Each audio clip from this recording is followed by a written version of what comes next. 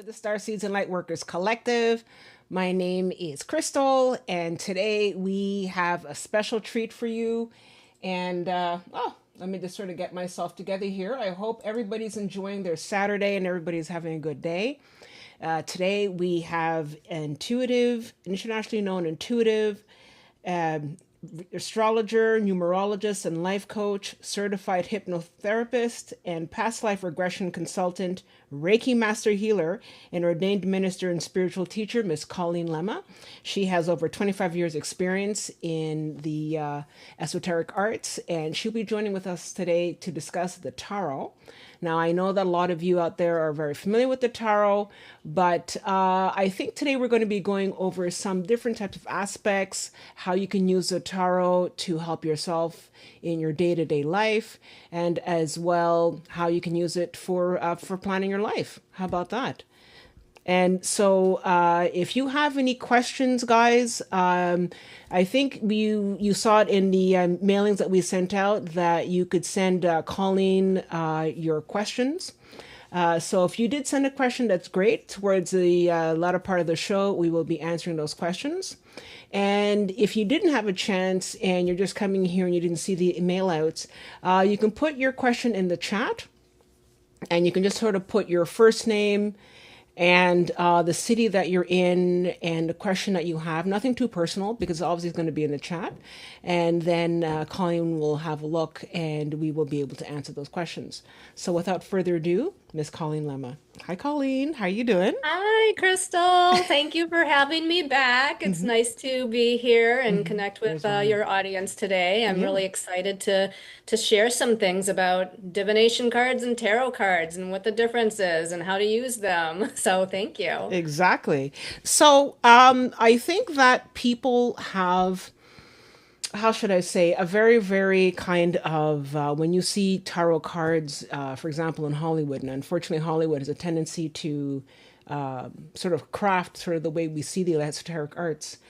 They often see it as like sort of a lot of doom and gloom, or they see it as sort of like sort of wicked, or some sort of like woman with like a scarf and some sort of carnival with cards. But that's not really what the tarot is. No, like, I mean, did you want to No, sort of no, give us a not. bit of a background on, and like a real realistic background instead of the Hollywood sort of version? Well, if we wanted to go way back, tarot actually started to be used, the first tarot decks, you could call it, back in the Hmm. 1400s. But from what I, have done research on, when they started using these tarot decks back then in the 1400s, they used it as a card game from what I'm reading. But, eventually turned into using it for as a divination tool and for, divination. So to me, tarot, even the divination cards that we'll also touch on today, it to me is just one of the many spiritual tools that we can use to connect with our own higher self, to connect with spirit, universe, to connect with our angels and guides, to receive messages of guidance, to assist us in our soul's healing journey on our path. So just like, somebody might use, like myself, also using astrology or numerology, those are our spiritual tools that we use to gain information about the soul, to gain information about what may come next according to the planets, according to the numbers. We've got, runes. People often use runes or rune stones. Even, even some of the more modern things like that doesn't maybe seem like it's a divination tool, but animal totems, nature totems, the moon cycles. These are all ways to kind of gain information, access to information and guidance. So to me, again, it's not a scary thing. I mean, really, if you wanted to think about it and not ascribe it some spiritual significance, what is a tarot deck or what is a divination deck? It's a deck of cards made from paper or cardboard, and it's got colorful pictures and images and words like written on them, right? And so, what can be really scary about that? It's the intention you have surrounding them and what they're used for or how to use them yourself. it is the energy that you embody. You want to use these tools, any of these spiritual tools. You want to use when you're in a grounded and balanced state of being in order to access the greatest and highest information and guidance from them. So, that to me, kind of as far as when they were first starting to be used, and that they're not, some scary, you know, weird thing. Yeah, exactly. Now, if I understand correctly, because I remember buying a tarot deck, and it was based on it's true, a 14th century. And I think it started, if I'm not mistaken, in Venice in the 1400s. It was like, It yeah, a was in card game. Italy. Yeah, Italy. so it was in Italy. Yeah. And it was definitely used as a card game, but what's also weird is that they also use just like regular little cards and then start to use the back of the other cards for tarot. That's kind of strange, no? Like, I've never heard of that, but yeah. yeah, I mean, really. And they even a regular deck of playing cards, right? I Mm-hmm. mean, their tarot obviously is different than when we play spades or, Yeah. hearts with somebody or something. But that regular deck of cards, which is also used for, like playing a game, so to speak, that can also be used in divination. So, again, I'm not sure what you're referring to, but I'm sure there was all kinds of offshoots, right? Once that deck kind of came out in the 1400s, I think it was Milan, Italy. It really, just like anything else, there's a lot of offshoots to it, and people like just drawing symbols, like you said, on the back of cards, which might have been the early ancient form of a divination deck, because it wasn't tarot.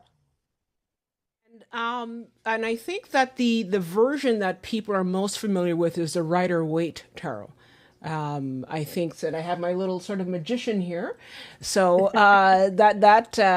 did you want to tell us about that one? 'Cause I think that's the one that most people are mostly familiar with. That's interesting because that is not one that I've ever been drawn to, the Oh, okay. Rider-Waite. I don't even own the Rider-Waite. I own probably like between divination and tarot decks, I'm gonna guess around 100 different decks. Wow. Okay. And I have many tarot decks as well, but none of them are the Rider-Waite because we're all going to be drawn to different types of imagery or Hmm. different types of tarot decks. So some of us maybe are more attracted to abstract. Some of us may be more attracted to color and colorful things. Maybe some people are more literal. Some people are more symbolic. So, just for me, that's not something that, although I know it's probably Hmm. one of the most widely used decks out there. And Yeah. I myself follow some other people as well that like do a pull a card for the day kind of thing. And they usually trade it up and they have different card decks, but they often will go back to refer to the Rider-Waite. Even if they pull a card from another deck, they'll say, well, let me pull the traditional card so you can see what this is all about. So, when that was developed, definitely, it was the deck of choice, the tarot deck of choice back then. That's great. And so, well, that's the one that I remember being introduced to. My mother used to do the tarot quite. I was very lucky growing up. I had a mother who was very, very mystical and also did the astrology and all that. So that was my first introduction to that. And I remember the Rider-Waite tarot. And they're definitely the one that I've bought recently is the what is it? It's the I don't know. You have that one? It's the Aquarian tarot. That's it. The Aquarian tarot I find is Oh, absolutely beautiful, and images are quite nice. And it's this one right here.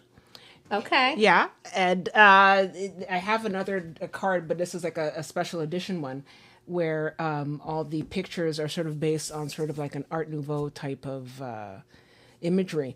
And on that topic, though, do you find that the images actually make a difference? Because when you do look at different decks, they more or less have the same kind of interpretation in terms of the different the our high arcana and the lower arcana.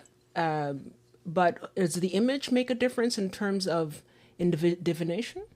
Yeah, it's definitely going to make a difference because when you're reading the cards, and especially with the tarot, because the tarot is more structured. There's 78 cards in the tarot, and there's the major arcana, the minor arcana, which includes the court cards or the people cards. So when you learn tarot, you're having to learn 78 different um, definitions basically of these 78 different cards. And depending on which deck you learn from. Now, when I teach a tarot class, which I just got done a few months ago teaching my series of tarot classes, I don't necessarily, like a lot of people, require that they have the Rider Waite deck because again, if you don't resonate with that deck, if you're not drawn to that deck, it's going to be harder for you to use because the different tarot decks have different images on it, which, relating to your question is that you're using the like definitions, for lack of a better way to say it, of these 78 cards, but you're also using your intuition, which means looking at the imagery, the colors, the pictures on these cards to gain further access to information through your Hmm. intuition, and then through combining that with the information about that tarot card, if Okay. that makes sense. Yeah, absolutely. And so basically, you brought up something which was actually kind of interesting. And I know that, yes, it's just a series of cards and, it's paper and all that. But I find, and maybe this is, depends on the person, maybe you might resonate with this concept as well, is that it almost seems to have a presence of its own. Like when you start with your cards, maybe on the first day you buy it on a Monday, September 1st, it may not, have anything and, it's just a bunch of paper. But I would say, let's say by October, if you're really doing it consistently, I almost sense that it has its own presence. It has its own soul. It becomes maybe not sentient, but like, I mean, it becomes a different, it resonates literally. Would you say that that's something that you've experienced in your own practice? Yes, it becomes aligned with the energy of your soul, right? And so let me also say that when you do purchase any kind of a tarot deck or a divination deck, you want to make sure to cleanse that deck spiritually first before you even use it. You open it up, take it out of the box. You're going to want to cleanse that because you don't know who made it, who handled it, who packaged it.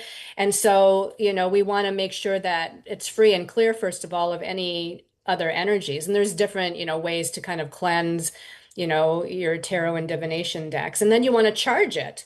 And the charging of it helps to align it with you, right? So you're charging that deck. Maybe simply you're holding it at your heart chakra and meditating with it there and asking that the forces of the highest vibration of light, the archangels, ascended masters, the star family of the light, or whoever you want to call in to Mm-hmm. embody the energy within those cards.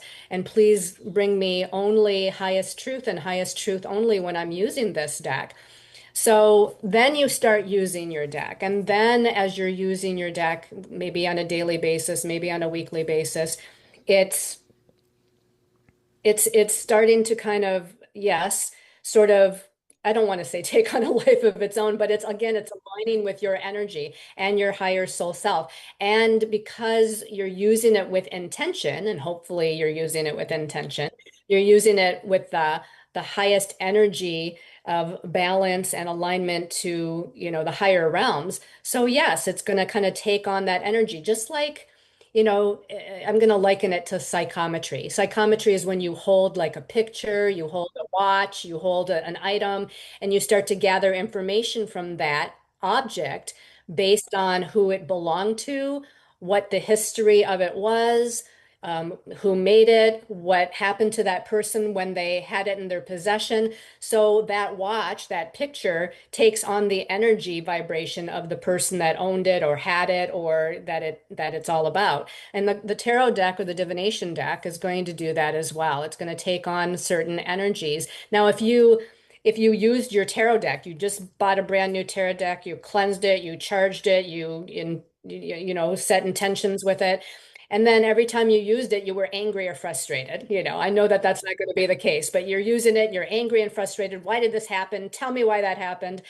Well, that tarot deck, just like any other object, is going to suck in that energy from you and then take on that. But if you're using it again with spiritual intention and with the highest vibration of light, and you're surrounding and grounding yourself with light and love before you're using it, then yeah, that deck is going to take on this spiritual quality, this essence of truth, of the highest truth of light, and give you the appropriate information based on guidance, again, from your higher soul self, your angels and guides, the universe, source itself. Okay.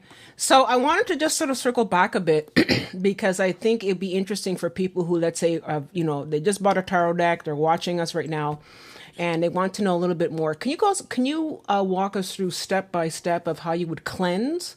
Yeah. Different types of way to cleanse a deck, and then after that, once we've gone through that, talk about step by step, and what kind of methods we can use to charge the deck. I think that'd be Okay. great. Sure. So I'm going to ask you, can your viewers see me, or are they just hearing No, us? they're seeing you. They're seeing you. Okay. Yeah. Okay. All right. So I'm just going to hold up, one of my decks here. So Okay. here's a divination deck. And one way to cleanse a deck is to some people knock on it to kind of, it's almost like knocking out the bad Oh.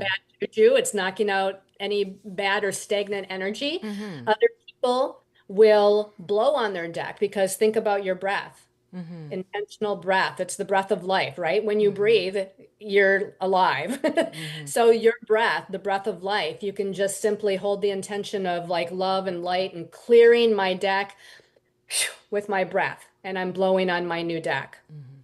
So that can be another way. You can actually use, like here is a selenite, a piece of selenite. Okay. This is a high vibrational crystal stone. It doesn't have to be selenite. You could use Mm-hmm.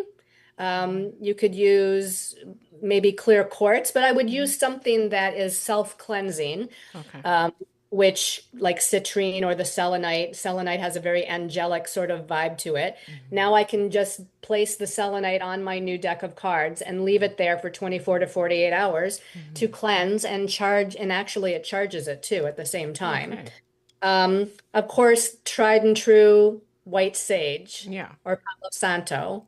You can definitely use those things as well to cleanse your deck. Some people will use singing bowls, crystal bowls, Tibetan bowls, and play those bowls around their new deck with the intention that the sound vibration, because sound is very healing, Mm-hmm. sound is clearing, so we can use that to clear our decks and even again activate the deck. Some people like to bury their new decks in salt. Now, I've Mm-hmm. never done that.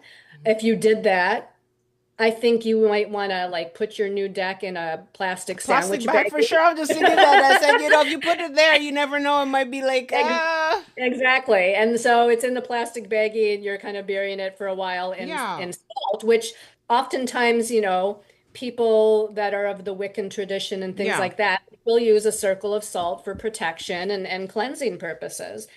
Um, and so that would be some ways that come to mind as far as cleansing that deck. Now, the activating of the deck. Mm-hmm. Again, using this same deck here, I would take my deck and I would place it image side to my heart and I would hold it there. Now, I also know Reiki, and I know probably a lot of your listeners are trained in Reiki. So you can send your deck Reiki energy while it's at the heart chakra, which is that chakra that emits that unconditional love, healing, forgiveness, compassion sort of energy vibration. And take a couple of deep breaths and just, again, meditate with it. And as you're meditating, as you know that you're grounded and you know that you're balanced in that higher vibrational energy, then you send the intention. You can either think it in your head or you can speak it out loud. The intention for this deck is to connect with the highest vibration of light and only the highest vibration of light. The angels, guides, ascended masters, ancestors, and star family of the highest vibration of light and only the highest vibration of light to bring forth whatever messages, wisdom, knowledge, guidance, and healing is in my or other people's highest and best interest according to their questions, basically. So you set some sort of intention when you're meditating with it to activate it. Sometimes, if I really feel like I have a lot of time, this is a little bit more time consuming. So you don't have to do this because you've already done it with the whole deck. But sometimes I will look at each card and I will, very briefly, like just maybe put my hand on it with Reiki energy or unconditional love energy. And I'll go through each card of the deck to kind of activate it. But that's a little bit, again, more time consuming, not necessarily necessary, but you could do that. That's great.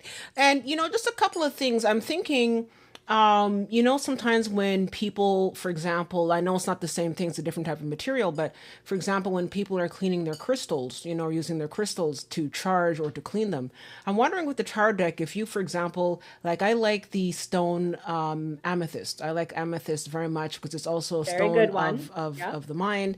And with amethyst, it also is a stone for vision and all that. So that's something that I'm just saying just for me, and Oh, stuff like that, absolutely. That's a great stone to you use. know? And using whether it's just a single piece of amethyst, you could also think about an amethyst cluster. Yeah. And because it's that crown chakra energy and that amethyst does connect with the higher spiritual realms, a cluster with all its little points, you could almost visualize that all those little points are connecting to all of these different little ascended masters and angels and guides and goddesses and priestesses and Exactly. everything. Yeah. Yeah, Yeah. exactly. And so I would sort of do that.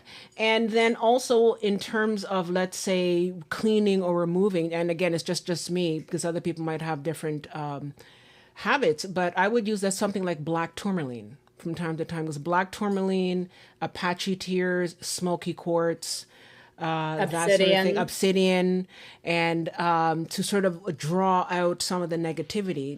Put it on the deck, draw out the negativity for, let's say, 24 hours, and then take the stone, put it elsewhere, clean the stone, but now your deck is super clean. And if it were me, I would go and even more so put for example, a piece of hematite as a shield, as it Okay. were. You know what I mean? Okay. But Now, that's just me. I don't know. my opinion on that would be, sure, use those dark stones to kind of draw out, if it feels like, oh, my deck's not really seeming to work properly, it's not giving me the It's clunky. answers, or it's confusing or whatever. Yeah. Sure, put those darker stones, those black stones on there to draw out the negativity. But I would follow it up, Crystal, with after I remove that stone after 24 hours or whatever. And of course, like you said, go put that stone somewhere where it can be cleansed. But I would also then follow up by putting the citrine or the selenite on the Okay. deck to like activate it Activate with the it. higher vibrations again. Yeah. Yeah, absolutely. And that's great. And you were saying how you're putting on your heart chakra and you're trying to charge it in a positive way. But I'm going to be honest, like when I was doing, I mean, I had been doing the tarot for a while, and I remember back in the past, I was doing it because I was dating these guys and they weren't calling me back. And I was like, oh my God, why are they calling me back? And it's all this sort of stress and strife. And so, when it's because often people will look into it because they're frantic. They want to, oh my God, what's happening? What is the best way to approach this? Because should you not do the tarot when you're kind of stressed out and you're freaking out? Should you take a break? And when is the best time? Like, and also the best time. Like, for example, do you get your best messages in the morning, at 3 a.m., in the evening, by candlelight? How would you say is the best time to do some of your readings? Well, first of all, the best time to me is any time that you feel grounded and centered. I Okay. don't think there's a best time of the day because maybe people are cranky when they first wake up in the morning, and so you don't want to use your deck. Some people are more like afternoon people, night people, whatever. So I feel like as long as you feel grounded and centered and balanced and in your heart space, that's the best time to use your deck. Do you Okay. want to use it in the light of day? Do you want to use it by candlelight? Do you want to like make an altar, with all your stuff around to use the tarot? Again, it's up to you. It's all about intention. Just like with anything in the metaphysical spiritual field, it's about your intention. So if I want to, in the light of day, and I'm eating a sandwich with one hand, if I want to flip a tarot card with the other hand, as long as I'm feeling grounded and centered, that's great. Of course, I would never, I don't do that. I don't eat and use my tarot. But Yeah. the other question was about should I use it or not use it when I'm confused or frustrated or angry? Well, I think I kind of covered that already. Okay. And no, I don't think you should. I think if you're like, somebody that just goes through a breakup, let's say, Mm-hmm. okay, and they are going to be a little distraught. They're going to be a little confused. They might even be angry, about the breakup and what the person did or how they did it or whatnot. So it might not be the best time to pick up that tarot deck and say, why did that happen? Or why did that person Okay. do that?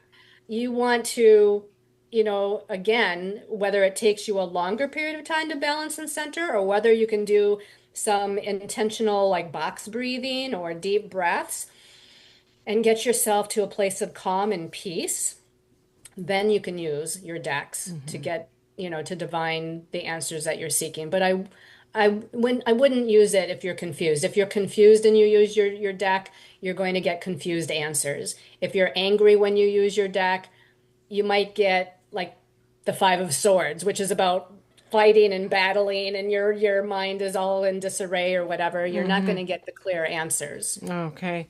Okay. Well, that makes sense. And it could be that I can't change the past, but I was just like, oh my God, he didn't call me back. Blah, blah, blah.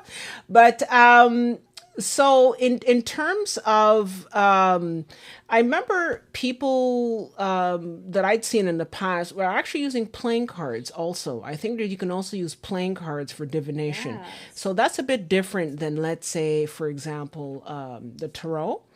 And the tarot is a lot more in my perspective. I find it a lot more of a more sophisticated, much more detailed. And I think maybe the playing cards, like just the regular playing cards, guys, the regular playing cards, you can actually use that. Right. Did you want to just sort of maybe comment on some of the So, differences with y- that and the energetic yeah. aspects? For sure, because like with a regular deck of playing cards, you only have 52 cards Mm-hmm. as opposed to the 78 cards you have in the tarot. How is it different? How can it be different? Because the ace in a regular deck of cards is the ace in the tarot. Then you got two, three, four, five, six, whatever. You got up till the number. What do you have up until the number in the regular deck of playing cards? It's been a while since I looked at it. But I Yeah. know one big difference for sure is that a regular deck of playing cards only has a jack, a queen, and a king. Mm-hmm. There's only three people cards. Mm-hmm. In a tarot deck, you have four people cards. You have the page, the knight, the queen, and the king. So in a regular deck of cards, you're missing one. And I believe does a regular deck of playing cards have the 10? Does it Yeah, have like the regular deck of playing cards has like for example, like the King of Spades, the King of Hearts, the King of Diamonds, and in the clubs? the clubs. So it does have four, It but does. I'm just yeah, trying to figure out but why there's so many less cards in that's 52, 62, 72. That's a 22 card yeah, difference. and it has like the ace, but like I mean, it definitely has a 10 though. It has a 10. But Okay. I know that, but that's what I'm saying is that I think that when you're using the tarot, there's more to choose from in terms of cards. I mean, just in the layman's terms, the fact that they're giving you more Oh, I know what's facets. missing. That's Okay. so silly of me. The missing cards in the playing deck is all the major arcana. Major Arcana, yeah. Like the playing card deck with the 52 cards, it's Mm-hmm. almost like you're using only minor arcana with the Exactly. Jack, Queen, and King. Mm-hmm. The tarot deck has all of those minor arcana, the ace through Exactly. the 10 of the four different suits. But then it's got four court cards or four people cards instead of just three Mm-hmm. of each suit. Mm-hmm. But then it's got the 22 major arcana. And that's where the big gap is. That's where the difference is because the major arcana in the 78 card tarot deck is about the soul's journey, Mm-hmm. like through life, through Exactly. different experiences. Like for instance, the Fool card is Major Arcana 0. It's Mm-hmm. the first of the Major Arcana. So it's the soul just beginning on its journey and taking this leap of faith and needing to trust in the unknown that lies ahead of them, Mm-hmm. because it's again that first card of the soul's journey. And by the time we get to like the last Major Arcana card, the World, which is Major Arcana 21, then this is about a completion, a conclusion and a completion. Mm-hmm. It's a completion and a conclusion so that a new beginning can occur. It's like, for instance, somebody that maybe is going to change their career. Like maybe they're like, I'm done with this career. I'm not resonating with it anymore. I want to do this instead. So they're doing a reading for themselves, or someone else is doing a reading for them. And they might get the World card saying, yes, this is a completion of this particular career. It's time to conclude that and get ready for, again, a new beginning of what comes next after the conclusion. So, these major arcana cards, like the Magician card, the Strength card, the Wheel of Fortune, the Chariot, they all have different meanings according to the the place in this moment in time that the soul is regarding a journey. And it could be the big picture of the soul journey, or it could be like in relation to career, relationship dynamics, poverty consciousness, family healing, So we're all on these mini soul journeys as well, right? We're on our big soul journey, but we're also on these mini healing and soul journeys regarding different aspects of our life. And that's why when you're using the tarot, it's not that, oh, today I'm going to get the Magician, which is Major Arcana 1, and then tomorrow I'm going to get the Priestess because that's Major Arcana 2. It's not going to be cyclical necessarily like that, because we are in different stages at different times regarding different aspects of our life. And that's what the Major Arcana is showing us. It's the bigger picture of the soul's healing journey. The Minor Arcana are speaking of the everyday aspects of life, because we've got the Suit of Wands, which is fire, spiritual. So it's the everyday aspects of our spiritual, creative, inspirational imagination, and how we create and whatnot spiritually. And then we've got the Suit of Swords, which is the suit of the mind, the mental realm. And so it's the everyday aspects of my thoughts, my ideas, my perspectives, my perceptions, the way I communicate. And then we've got the pentacles, or what some might call the discs in the tarot, the earth suit. And this is the everyday aspects of career, job, money, finances, those things that are tangible and material in our lives.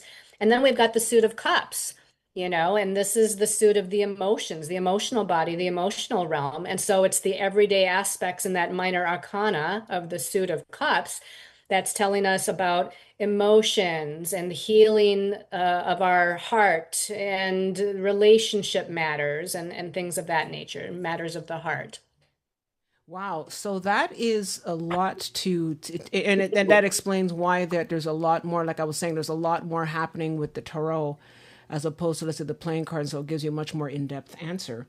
And one of the things that I know with the tarot, depending on the kind of spread that you use. And that's another thing. Can you talk about the different spreads? Because when you do the tarot, you don't just shuffle and there you go.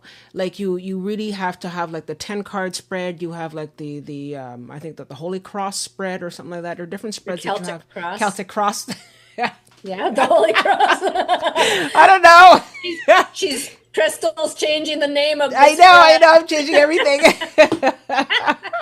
Well, there's probably just as many tarot spreads as there are tarot decks out there in the world, Okay. literally. Because every time an artist, a creator kind of creates, a new tarot deck for us, they sometimes, it's not every person that creates a new deck, but oftentimes there's a book that comes with it, a little booklet that you can, okay, I drew this card. What does that mean according to this particular author and according to the symbology on that particular card in that particular deck? But that person can also say, hey, here's different spreads that you can use. Probably the most widely known spread is the Celtic Cross spread, and that Hmm. does comprise of 10 cards.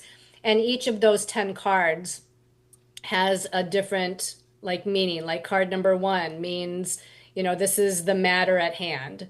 Now, I will say this too, is that with the Celtic cross spread, some people have different ways of laying it out Mm-hmm. as far as, how they lay out because usually it's like pulling card number one, card number two crosses number one. That's always pretty typical with the Celtic cross. Okay. But with cards three, four, five, and six, some people put below to the left, up above, and to the right. Some people go up above, down below, to the left, and then to the right when they're laying it out. So they have different ways of laying it out. And those three cards, or excuse me, those four cards that are around the first two cards in the center, sometimes they attribute different meanings to them, the different authors, the different people that are using the decks.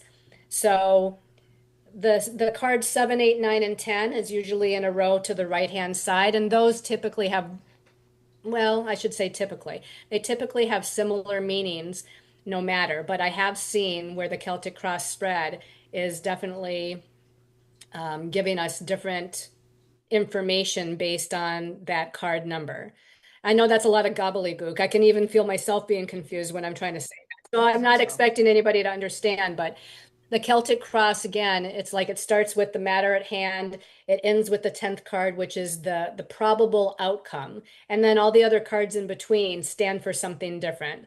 There's one card that's about the energy coming from you. There's another card that is the energy coming from the environment or other people. There's a card that talks about your hopes and dreams and wishes, or your fears and anxieties, depending on what the card is. Mm-hmm. Um, Other spreads, there's a three-card spread. You could do past, present, and future for a three-card spread. You could do a four-card spread, and it could be an elemental spread. I'm going to pull a card for fire, earth, air, and water. And of course, fire is the spiritual realm. Air is the mental realm. Water is the emotional realm. And earth is the material realm. And you can pull, a four-card spread based on that. But, those are just a very few examples of, the different types of spreads. And like I said, there are many. There are many that you could do a one card pull for the day. You can do a 10 or 15 card pull. So all kinds of different spreads that are out there. Mm-hmm. That's amazing. And so it really depends on the kinds of spreads that you're doing, and you can get, like, I guess, a bit more in depth. I mean, I guess a Celtic Cross is a lot more sort of like a more encompassing. If you have a big question, let's say like a life altering question, you can ask that. Whereas day to day, it's more of a sort of like, let's say, a three-card spread for the day, that sort of thing. Like, how am I going to do in my business, or am I going to, get this job? I'm going for a job interview. Am I going to get this job? That sort of thing. So Right. that sort of definitely rings true.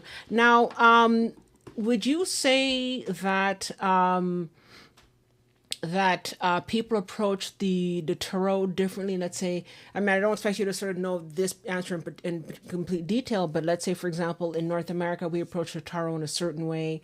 Would you say that in Europe it's done differently, or Asia, they have their own type of, like, in China and stuff like that? Do they do something a bit different? I'm not sure if you would That's a know. great You question. know? And my intuitive thought, because Mm-hmm. I don't know for sure, because I Yeah. haven't been to these other countries that you're Okay. mentioning, my intuitive thought would be yes. I mean, just like our languages, right? We have certain words for certain things. And if you go to another country, um, whether they speak also English as well as their native language, like for instance, here in America, we'll say I need to use the restroom, or I need to use the bathroom. Mm-hmm. And in England, they might say I need to use the loo, Mm-hmm. right? So there's different words for different things in different languages. So of course, because the tarot and or divination decks is a form of divination, which is a form of language, of receiving information, receiving communication from spirit, receiving guidance. I'm sure other countries have their own, card spreads or layouts or a way to read them, Mm-hmm. most Yeah, likely. absolutely. And one thing that actually sort of came to mind when we were talking, because you said that one of the things that you do is you sort of call on your archangels, and you call on different guides to sort of help you. So my question is, would you say that part of using the tarot in a certain way is opening the channel to channeling? Like, are you channeling this information in a channeling sense? Because cards are just a piece of paper, right? But yet somehow these cards do end up having a certain amount of energy. It's sort of like a crystal. Like, yeah, a crystal is a stone, but when you work with it, you have a lot more going on than just a simple stone on the road. So where would you say, in your opinion, right, channeling falls into this aspect? You know? I love that question too. So, and by the way, to all of your audience out there, these are not scripted questions. Like I'm totally, Yeah, yeah, I'm yeah. just, Me neither. I'm, Me I'm neither. I'm just sort surprised of by pulling it what's out of coming the up. air. I think we're both doing that. I think that's fun. You know? So I think, yes, I think that when you get educated, I guess, in a sense, with what those 78 tarot cards mean, which can take a little bit of time if you're Yeah. just beginning and starting out. Yeah, it does. But yes, this is a form of almost channeling information because to be a channel doesn't mean you have to sit there and verbalize, close your eyes and verbalize, information coming from a star being or an Yeah, ascended you're not master. Bashar. You don't have to be Bashar Right, too. Yeah. right. Channeling, like, every day when I do my social media posts, I'm channeling, information through typing out what's coming to me regarding what they want me to share for that particular day, right? So that's a form of channeling. Looking at these pictures and intuiting, like, listening to what's coming into your head. This is kind of like a form of clairaudience, right? Yeah. Where you're hearing whether it's an audible message outside of you, which is clairaudience, but more so clairaudience is just like almost hearing phrases and thoughts and words in your head. This is a form of channeling, and then you translate it by speaking it out loud to that person that you're doing a reading for. Okay. Or maybe you're just doing a reading for yourself and you're channeling this information and maybe writing it down for yourself. Like, this is what I'm getting when I look at this card. Or I know this tarot card, means this, but also as I'm looking at the imagery on this card, I'm also getting this, this, and this. And so that is a form of channeling information. We Yeah. all, to me, I think we all have the capacity to channel. We all have the capacity to be intuitive and psychic. It's just a matter of, sometimes things take practice. Like if you sat me down in front of a piano, I would not be able to play the piano. But if I took lessons, I might be able to play the piano somewhat, right? And there's certain people that may feel like they're more of an open psychic channel when they are born. Some of that is based on your astrological chart that comes in, but we all have the capacity to receive intuitive messages, gut intuition messages, a feeling, a thought that pops into our head unexpectedly, a new idea that comes out of the blue. This is all our psychic perception, and therefore it's like channeling that information, those Yeah. messages. Absolutely. And, I was also thinking as well, one of the things that, because it's true, it does, you opening yourself up to some of the messages that are coming through, either through your higher self or through your guides. And one of the things that I'm thinking is that maybe, especially if you're starting off with this, and I think to also get more messages is to do a lot of meditation, because I think meditation helps to, first of all, calm the monkey mind. It helps to sort of calm things down. And when you're calm, you, like you said, everybody has a natural ability. But if you're busy, running around, okay, I'm getting ready for work, and I don't know, okay, let me do a quick spread. I don't know if you're going to really get much out of it. But if you've done your meditation, your morning meditation or evening meditation, I sense that that would help to open you up a bit more. Or I don't know, taking a hot bath with lavender. Lavender is also a very, very powerful essential oil. What do you think?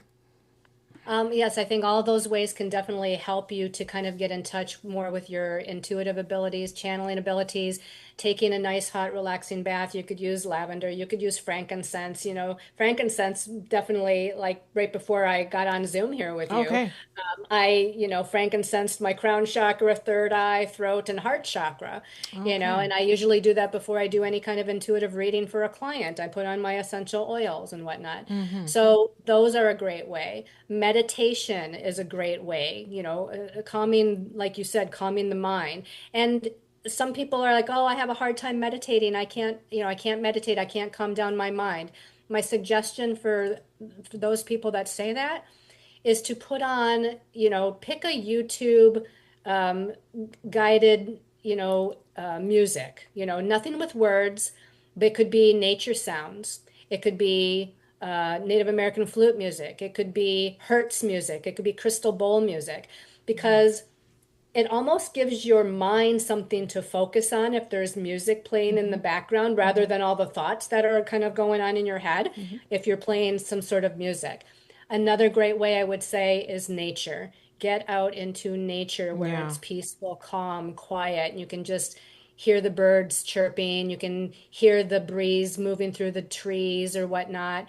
And you can then even start to hear the messages from the trees and the flowers and spirit through nature. And Exactly. so these things are great ways to kind of get centered and Mm-hmm. grounded for using Yeah. your cards. Absolutely. And I think especially being in nature, putting your bare feet on the ground grounds you literally and figuratively.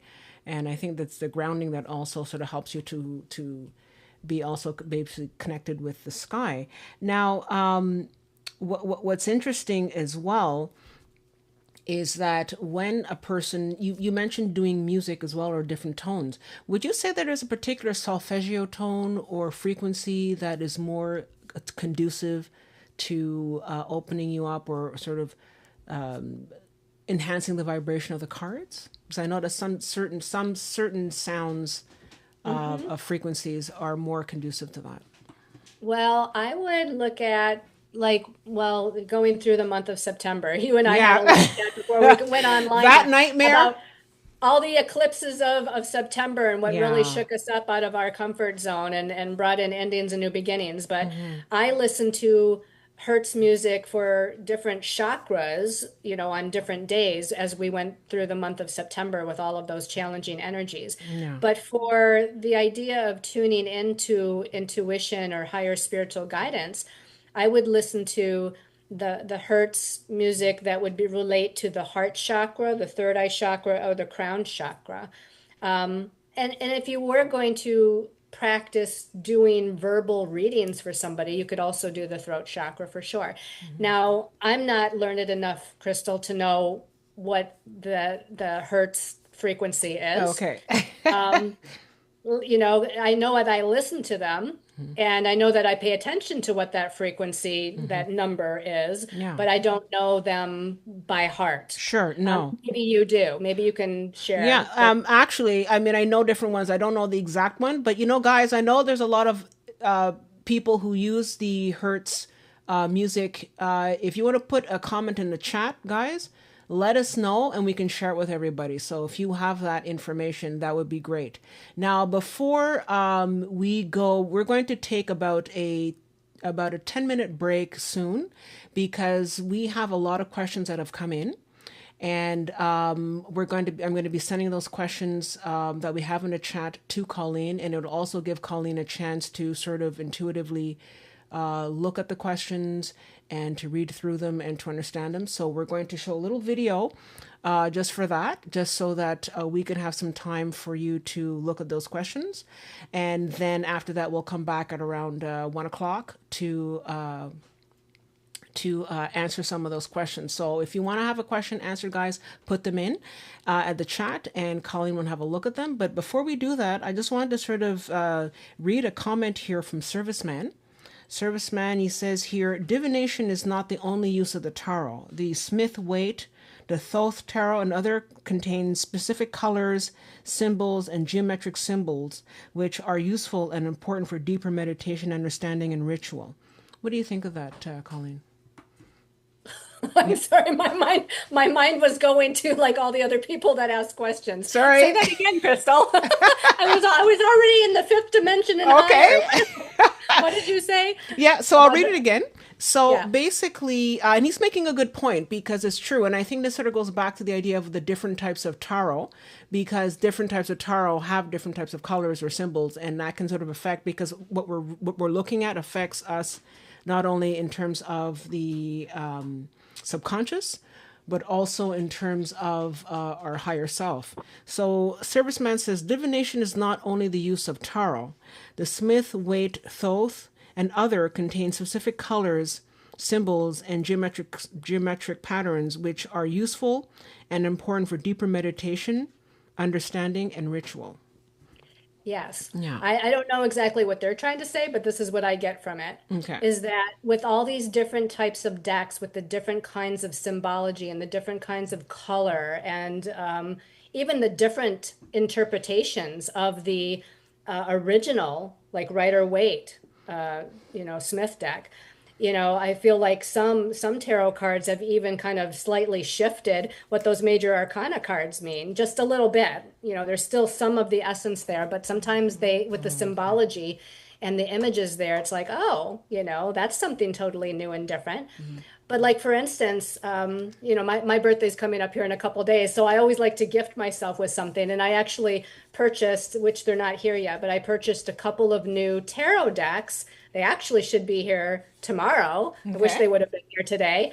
But one of them is called the Chakra Wisdom Tarot, and you're talking about color and like a different type of tarot. This does have, as far as I am aware, has the 78 tarot cards to it. But when I looked at it online, like each card has this border of one of the chakra colors, which brings in a whole nother layer of what the card can be about. And then again, with the different types of imagery and clothing, like some tarot has very Renaissance feeling clothing. Some is definitely more modern. Some is very like some tarot decks. I've seen a couple where it's very like childlike and playful, and some are very almost serious and more ominous, So there's all kinds of different decks that we may, I think, be attracted to based on our personality, based on what we want to use for the day. It's going to have different symbology. It's going to have different images. It's going to have the different colors.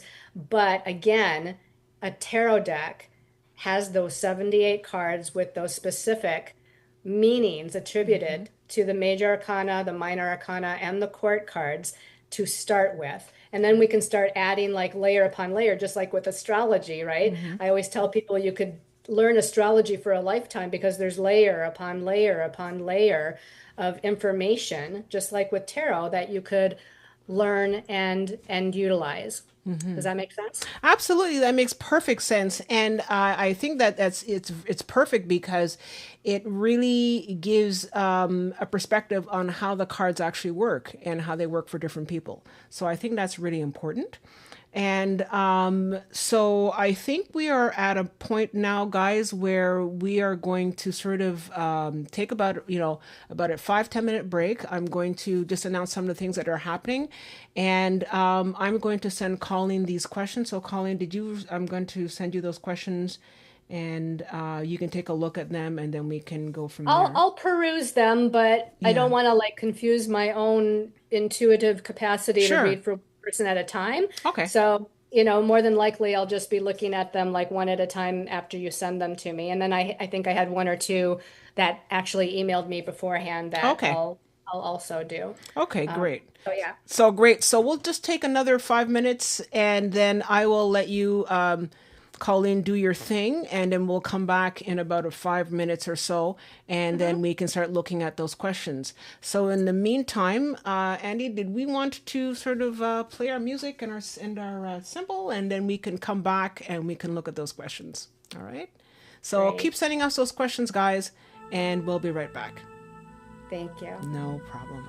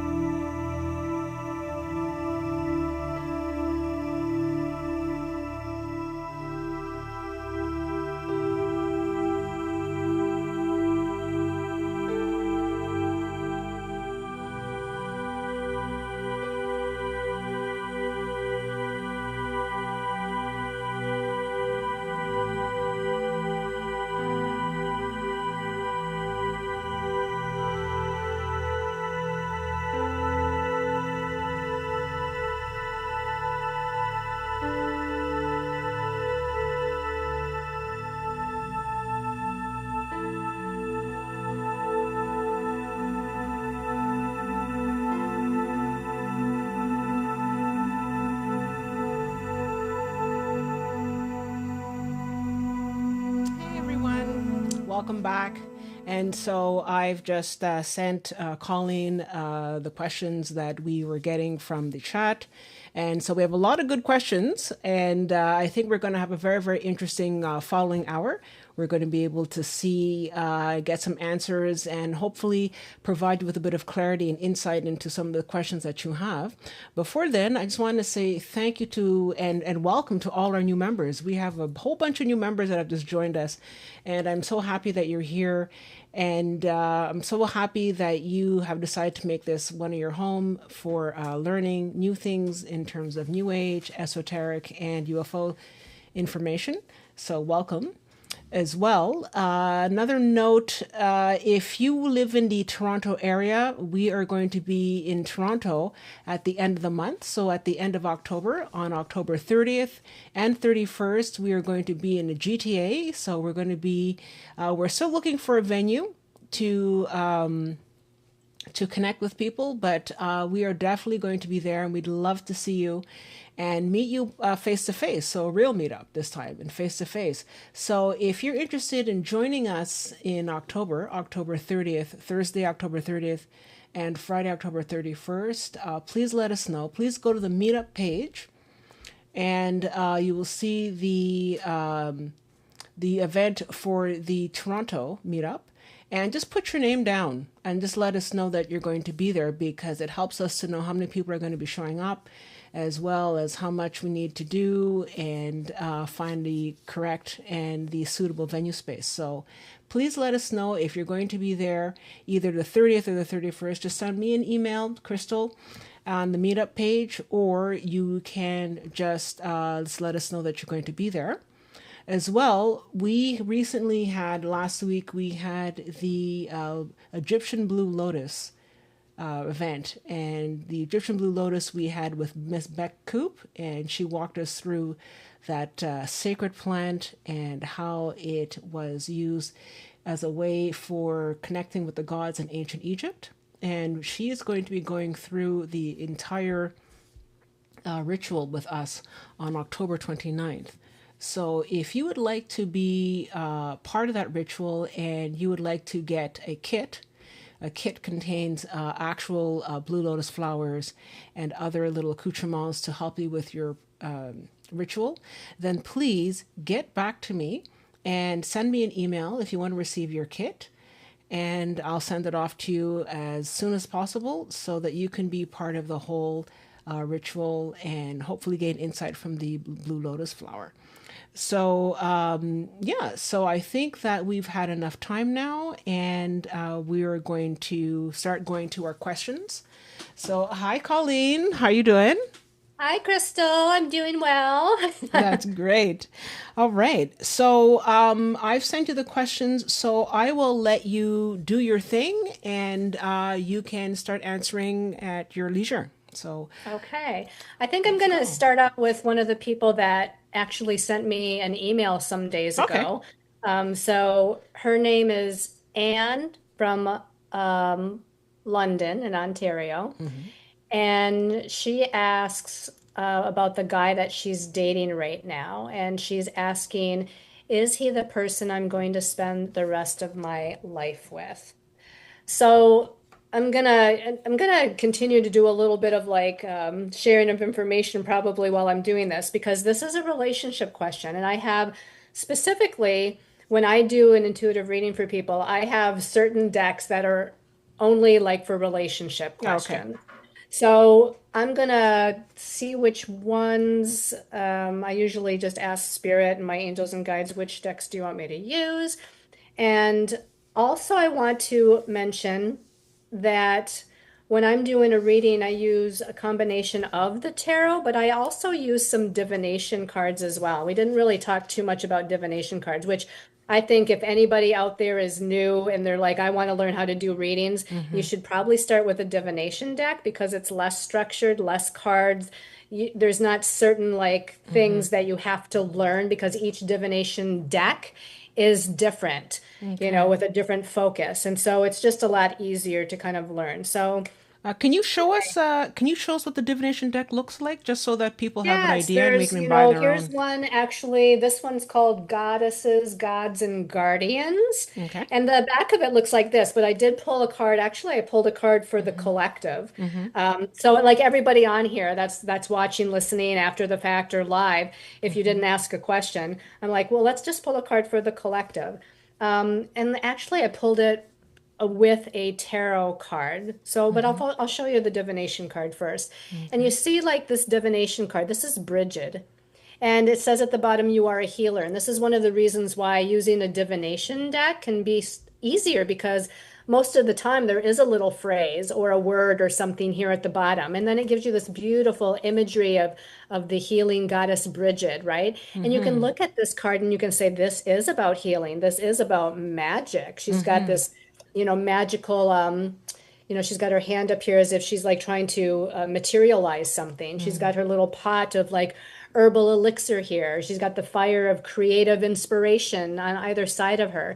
So, this again, a message for the collective is that the healing energy is starting to come through. Again, I go back as a professional astrologer with those eclipses we had in Yeah. September, that everybody went through a huge transformational shift, transition, whether you know it or not, either internal or external. Could have been in a certain area of your life, could have been within yourself. But this is saying on the collective level, for all of you that are watching, that the magic is within you, that you are able to bring healing to your own life, that you're able to create that healing, that you're able to create and manifest with this fiery kind of passionate power over here, whatever it is that you desire.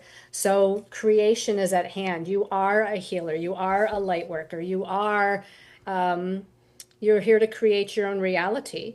And I'm just going to go ahead with the tarot card, because again, this is part of the collective message for everybody.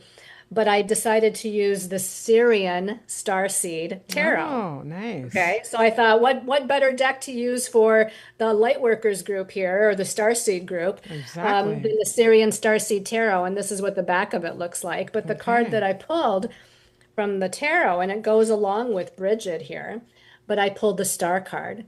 And actually, I Oh, didn't even pull it. It fell out of the deck. okay. I picked it up, I shuffled, it fell out.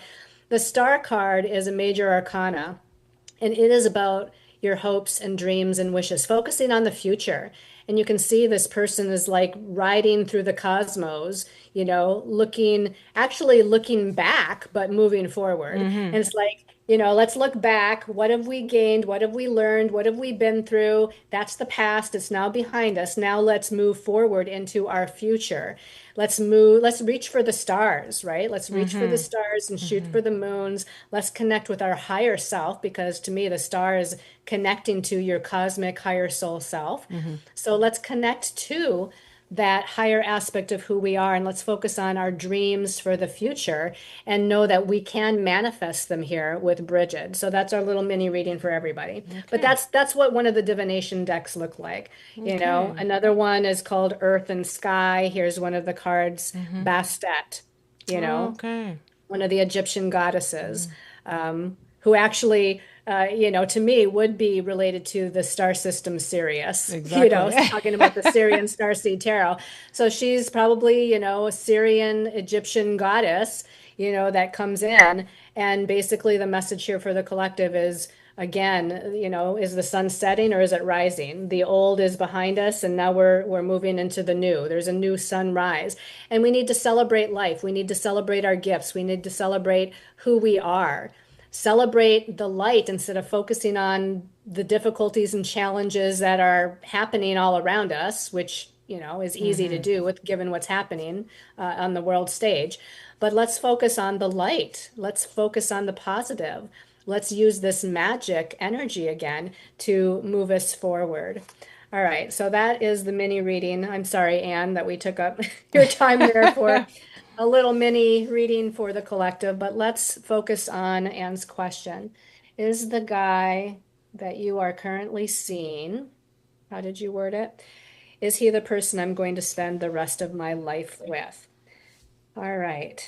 So Let's give this a little shuffle. Oftentimes when I'm shuffling, cards do kind of tend to fall out or fly out, which I do pay attention to. Mm-hmm. If you're doing a card reading for yourself, you should pay attention to those jumper cards, as we call them. Okay. Whoops, like there's There one you for Anne. go. There I go. Okay. So the first thing I'm getting is that I feel like you're going to know. Let me ask a question of my guides. They're saying you're going to know within a year's time. Okay, that's the first message that comes out. You're going to know within a year's time if this person is who you're going to spend the rest of your life with.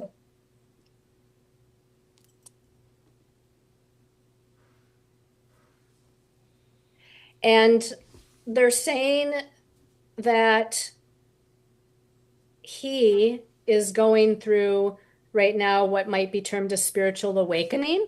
Like I feel like obviously you're here on this, on this platform watching this, so you're all already in a more spiritually awakened state, I feel, than he is.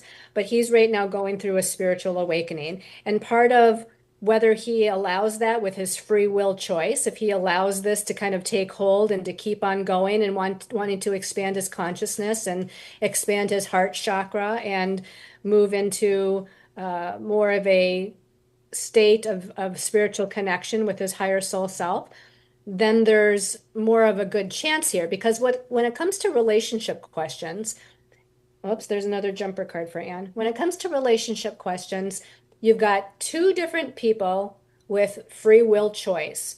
And so sometimes it's really hard to come to a certain absolute answer. Sometimes it's very clear, and sometimes the guides say like absolutely no or absolutely yes, this is happening.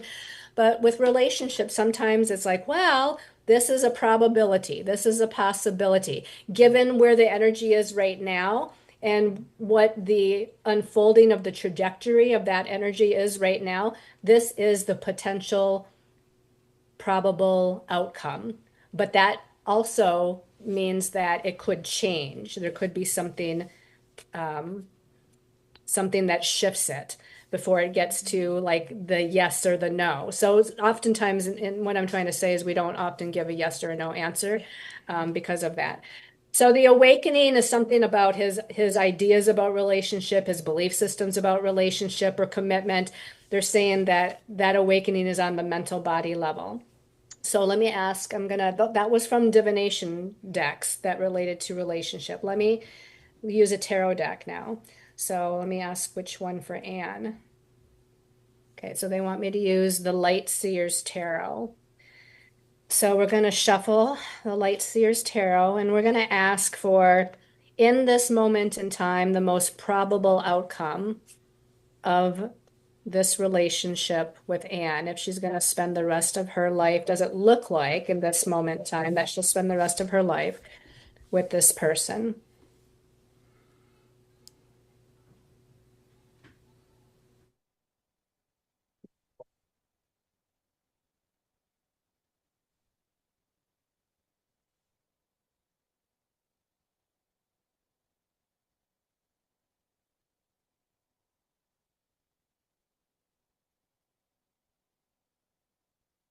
So what they're showing me, Anne, is that he's going through many phases of like ups and downs and awakening and contraction and healing of some old stuff.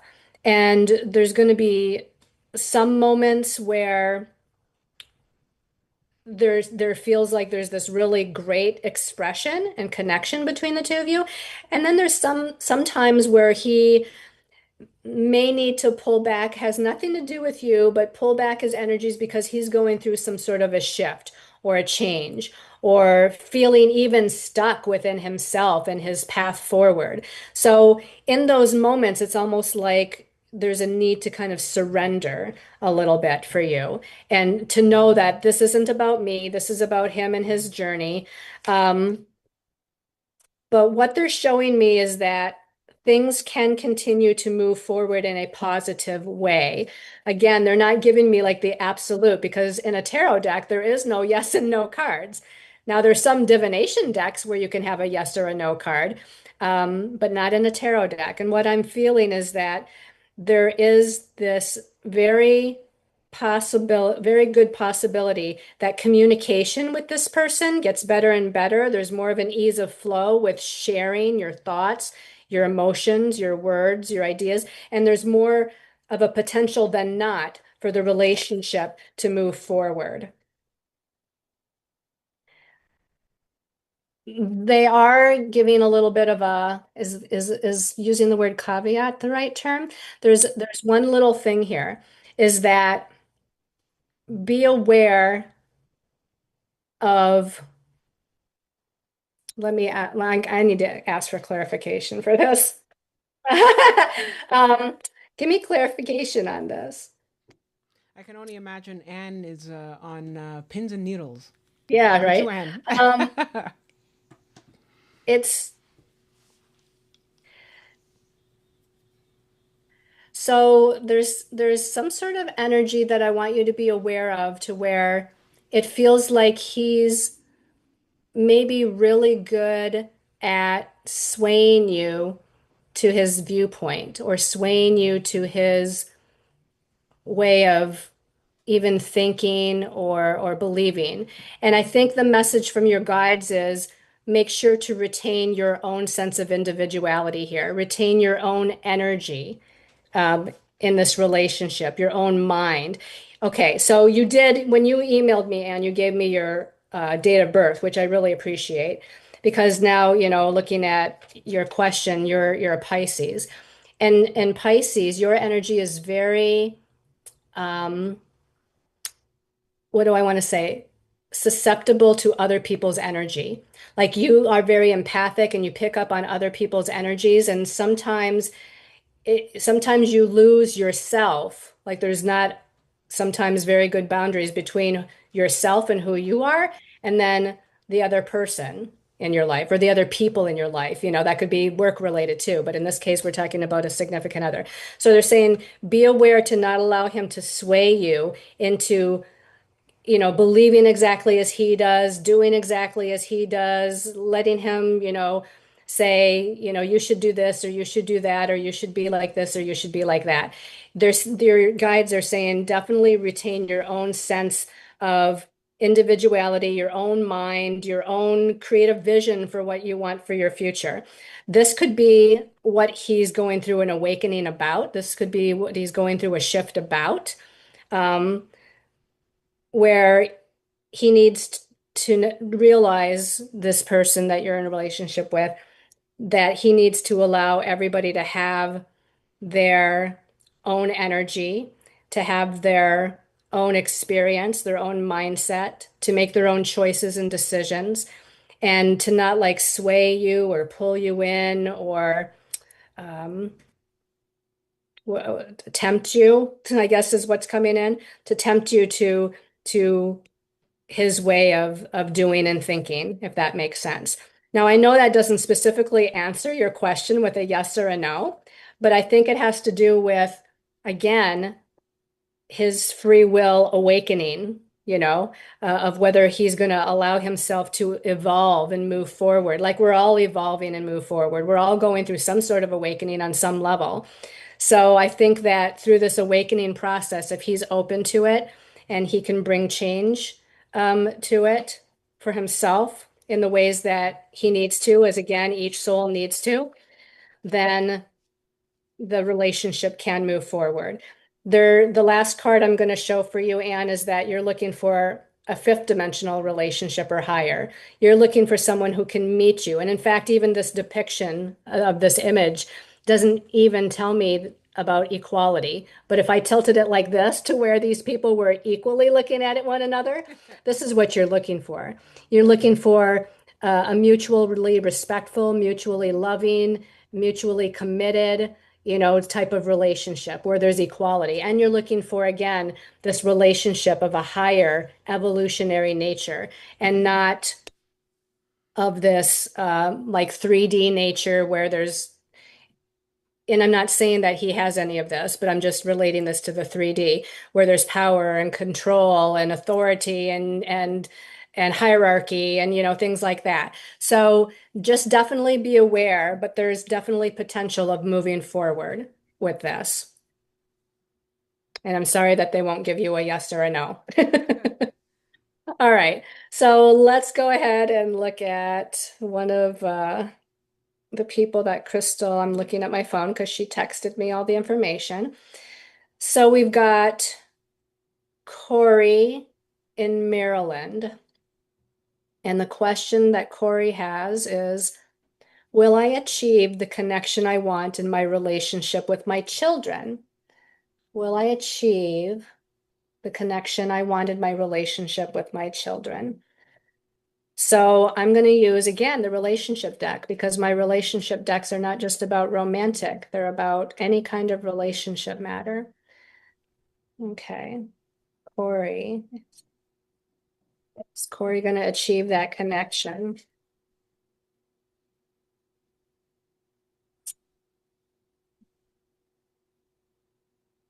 Jumper. All right. So we've got two cards from that deck. We're going to use the second relationship divination deck, and then we'll use a tarot deck. Corey. Is she going to achieve the relationship she wants with her children?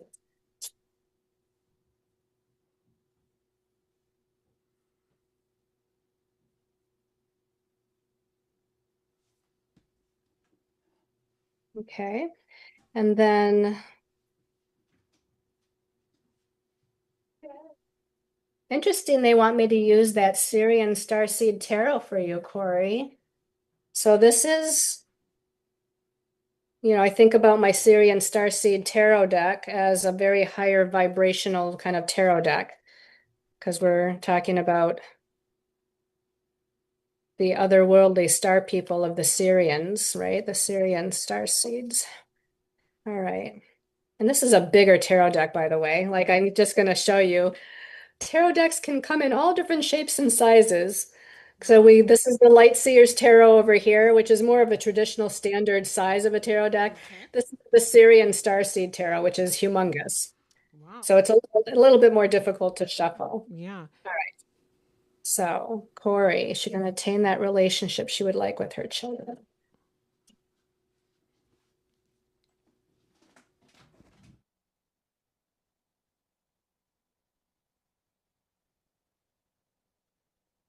Gosh, I just can't seem to hold on to anything today. Okay. So the quick answer is yes. Corey, I feel like you are going to attain that relationship that you'd like. Because what's coming in here is that, let me ask a question here of your guides. You didn't mention how old your children were, and it doesn't really matter. But what they're talking about, your guides are saying that in this whole family system, it's not just you, but it's also your children that are expanding in their expanding into their higher self. There's like this huge evolutionary jump going on here with the family, with at least with you and your children, since that was the question. Because they gave me the family card. So, this was the very first card that came out. So, yes, I think that, you know, are you going to attain that relationship you want with your family? The family card comes out. So, yes, I think that the answer is an absolute yes. But then they were giving me all this energy about here's that card again. You got it, the same one that Anne got, but it's a different context. And I guess this is a good point, is that, Anne got this card regarding her relationship question. Your relationship question is about you and your children. So we read it a little bit differently, but it's still there. So this is about, again, a higher energy, a higher vibrational energy between you and your children that's starting to form. Like this is a higher spiritual level of this relationship. And we got higher soul self-activation. I asked your guides, is just with her, or is this with her children too? And they said this is with both you and your children, that everybody's activating right now. Everybody's moving on up to this higher vibration, to understand that family is important. And what does true family mean, right? And it's not just about biology either, right? It's about our soul tribe. We can have a best friend who is like our family, but nonetheless, this is about the real importance of what family is all about, that support system, that mutual love and understanding, that respect for one another. The one thing that they did say to me, and I had to remind me of your name, Corey. The one thing that they did show is that it looks like there's a situation or a circumstance that the whole family, I had to tune in and ask, is this just about Corey or is the family? They're saying a situation or circumstance regarding the family that may have involved some sort of sadness or maybe a feeling of disempowerment, something that happened to where it's like, okay, I have to I have to walk away from this energy. I have to walk away from this situation or circumstance. I have to remove myself from this energy because it's not supporting my truth and it's not supporting my sense of empowerment. And again, this is a family system thing, so I don't know what that's about. Um, but what comes out afterwards is that, yes, the sun card, it's called the solar deity here in the Syrian Starseed Tarot. This is a card of success. If there was a yes, no card in the tarot, this would be a yes. So again, the answer to your question is yes, you're going to attain that connection with your children that you're seeking. And this actually is a card, the Sun card, and the traditional tarot does relate to the inner child. So, by association to your children. So there's something where, again, we're moving on up. We have this Pegasus here that's flying upwards next to or through the sun. And the sun, again, is how we shine our light, the illumination of positivity and happiness and joy and fulfillment. And again, that aspect of success. So yes, I think that you're going to attain that.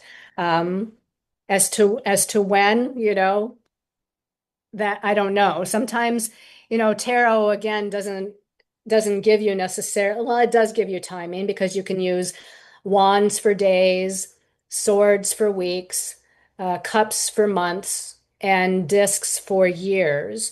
Um, but when I do a reading, like right now, I'm just using tarot and divination cards. But when I do a reading for somebody, I'm actually using all my tools in a full-fledged reading. I'm using the astrological chart, which can give us timing, and I'm using the name vibration, and I'm using the cards, and of course all the clairs and connection to your guides. So it's a little bit easier to talk about timing when there's the other tools that are coming into play. All right, let's go to the next person here. The next person is Juliana in New Jersey. What is the massive new change, transformation that is coming soon in my life? Okay, Juliana, what is the massive new change, transformation that is coming soon in my life? This time I'm going to start with the tarot card.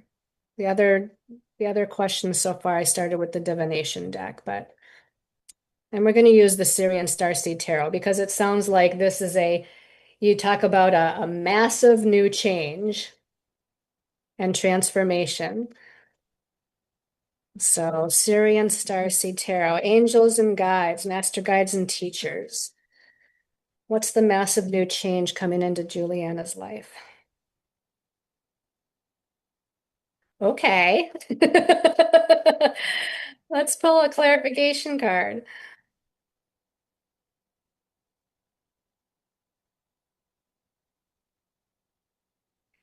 And they're telling me I should actually use the Light Seers Tarot as well. So we're going to choose one or two tarot cards from this other tarot deck because again, they all have different symbology and imagery on that, right? So the new massive change coming into Juliana's life.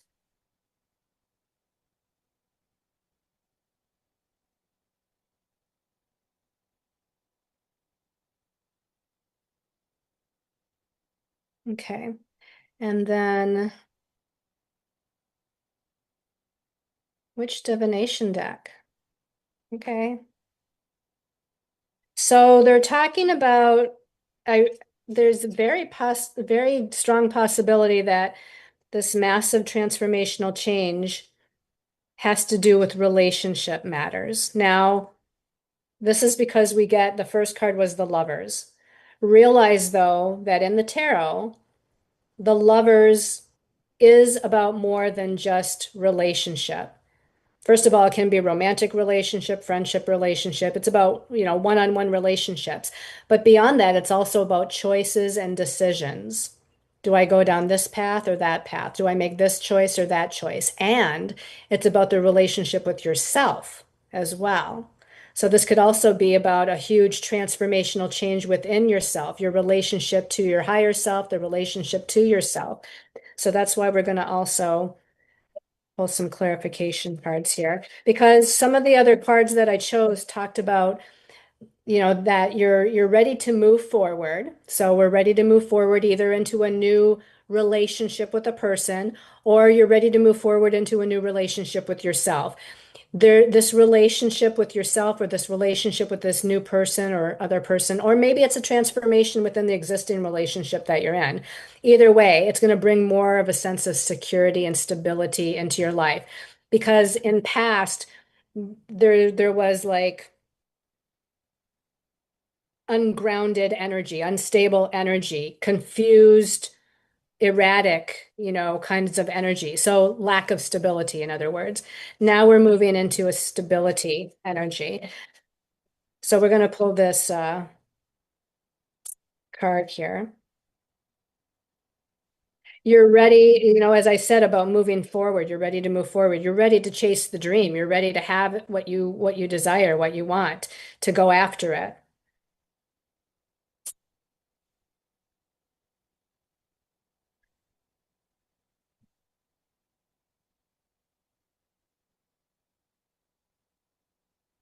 I can't believe how many times this card is coming out. Okay. So here's the third person, third time this card has come out of this deck. And this is a pretty thick relationship divination deck here. Okay. So, yes, this seems to be about relationships, because what came in first was karmic partner, and then one came in after was fifth dimensional, like partner. So, I feel like in the past you've had learning lessons in relationships. There's been some karmic relationship patterns that you've gone through. You've learned a lot, you've been challenged a lot. Maybe you've had to take a little bit of a timeout, or maybe you're still in your timeout period. But there is that new, again, with the Lover's card, this new relationship coming in, and it's going to be higher vibration. Now, again, if we want to say this is about you, the relationship with yourself, that you're ready to be stable within yourself. You're evolving into a higher state of beingness within yourself, and it's going to provide you with a more stability and security within yourself. But if this is indeed about this relationship coming in, it's also going to provide you with a more of an ability of feeling secure, feeling safe, um, giving you what it is that you truly desire and deserve, which I think, again, with the eclipses of September, it has released a lot of karmic patterns in different areas of different people's lives. It's been releasing a lot of different karmic patterns so that we can rewrite our story. So this is again for the collective. If you've been on a hamster wheel, whether it's about money or career or relationships or family stuff, and it's been like, I keep repeating the same pattern, I keep repeating the same pattern, those eclipses of September, and also combining that with the fact that 2025 is a nine vibrational universal year, which is about closure and completion, putting all that together is saying, you don't need to be on that hamster wheel anymore. You don't need to repeat those same patterns anymore. It's time to rewrite the story, is how I'm going to put it. I might actually do a workshop or a class on that coming up. Rewrite your story. Okay. All right. So I hope that answered your question. Um, Um, just to sort of let you know, Colleen, that I have a comment here from yeah. one tough mother says, "Woohoo! I'm crying happy tears." So it Oh, seems that somebody was really, really feeling that. And then, and the same person is saying, your reading was spot on. This is Corey. So Corey oh, is thank you, saying, Corey. yeah, you know. And here, serviceman, amazing reading, Colleen. So people are really appreciating it. Oh, Thank you thank so you so much. much. Yeah. Yes, thank you. Thank you all. Mhm. And the next person up here is Tanya. She, I guess, had not put in a location, but Tanya, I'll just say the middle initial was A or the last initial, Okay. Tanya A. And her question is, would love to ask the question, when will my empath abilities ever come to fruition? I feel I'm here to help others, but tend to stay blocked. Okay, so the first thing that I'm hearing in my mind, clear audience, right? I'm Hmm. hearing change how you state that phrase. Rather than saying I'm here to help others but tend to stay blocked, say I'm here to help others and am ready to release my abilities, Okay. like change it to a positive. Mm. Okay, so when will my empath abilities ever come to fruition? This deck they want me to use. This is the Tarot of Dreams. The Tarot of Dreams. This is what it looks like on the backside.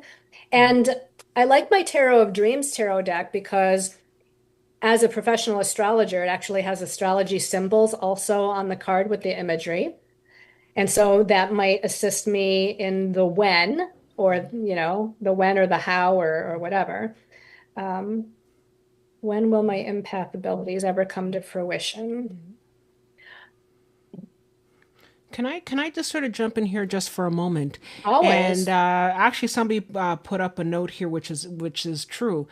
Colleen has her own meetup website as well, and she offers a lot of courses and a lot of different classes that I think you really guys should really check out. So Colleen Lemma, Lemma. So if you're liking the material that you're seeing here today and you like what's going on and you want to know more, please check out her site. Also in the description here in this video, you can scroll down and you can see her website. You can see her YouTube. Sorry, I think you have a YouTube page. Do you have a YouTube page? Yes, I've Yeah, got you a do. YouTube. I'll state it out loud too for Yeah. people. So the meetup group is under Sacred Soul Empowerment. So Mm-hmm. you go to meetup.com, you look up Sacred Soul Empowerment. My YouTube channel is just my name, Colleen Lemma. You can find me on Instagram and Facebook under Colleen Lemma, and my website is colleenlemma.com. So Okay. Now, pretty easy. I think I got something here from Tanya's question. She says this one is from North Carolina, and there Oh, is a date of birth, August 18th, 1977. So maybe that'll oh, help out a bit. Thank you yes, so much, yes. Tanya. Thank you, Tanya. August 18th, August 18th, 1970. 77, and North Carolina. Okay. Okay. So I like to look at the date of birth because it tells me what energy vibration Yeah. you're in right now as a Mm-hmm. soul. Yeah. So I think that's the year of the snake, too, right? 77, if I'm not mistaken. I don't know. Yeah. I didn't know 77. Yeah, my brain's not going to remember the Chinese astrology year. Okay.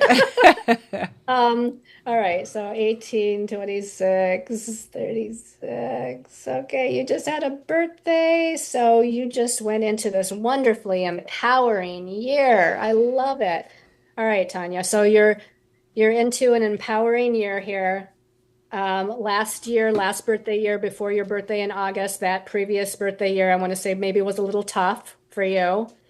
Um, but shortly after the 8/8 Lions Gate, when you Mm-hmm. had your birthday on 8/18, Mm-hmm. you moved to into this very own your own authority, take back my power, I'm empowered sort of energy, and where there's lots of opportunities, lots of expansion, lots of I want to say network, network, network. I know that doesn't have anything to do with your question, but network, network, network.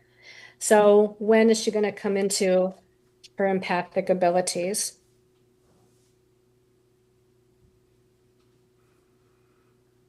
So I heard in my head, stop fighting with yourself. So I feel like, I don't know. There's, you are a Leo. Mm-hmm. Um, and Leo is a very fiery, passionate sign. So they showed me this fire energy where and maybe you're not, I mean, that's what I heard. Don't stop fighting with yourself, but maybe you're also trying to stave off other people's opinions or something like that, where people are coming at you with their own kind of judgments or opinions. And so don't, don't listen to anybody else, like the one-upmanship, or I've got better quality, psychic abilities than you, or you have to do this to be able to do that.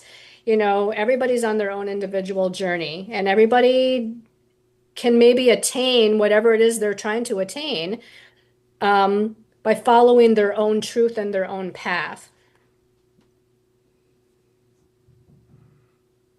Okay, so I'm going to ask, this is a better way to do it. Within this birthday year that she just started, is she going to expand into her psychic empath abilities?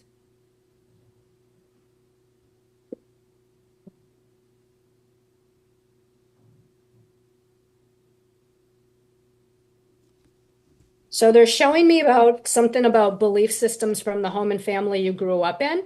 So think back to mother, father, whatever the family system you grew up in. Did they tell you you weren't good enough? Did they tell you you couldn't do this or that? Did they tell you that, you'll never attain this, that, or the other thing? There's something about healing those family system belief systems. But I feel like as I'm asking within this birthday year, which takes us until August of 2026, here's the sun card of this deck. So the sun card, remember when I pulled it in the Syrian Starseed Tarot for that other person? This is the yes card. This is the success card. So your question of when am I going to attain my empathic abilities? And I said, is she going to within this birthday year? It's yes.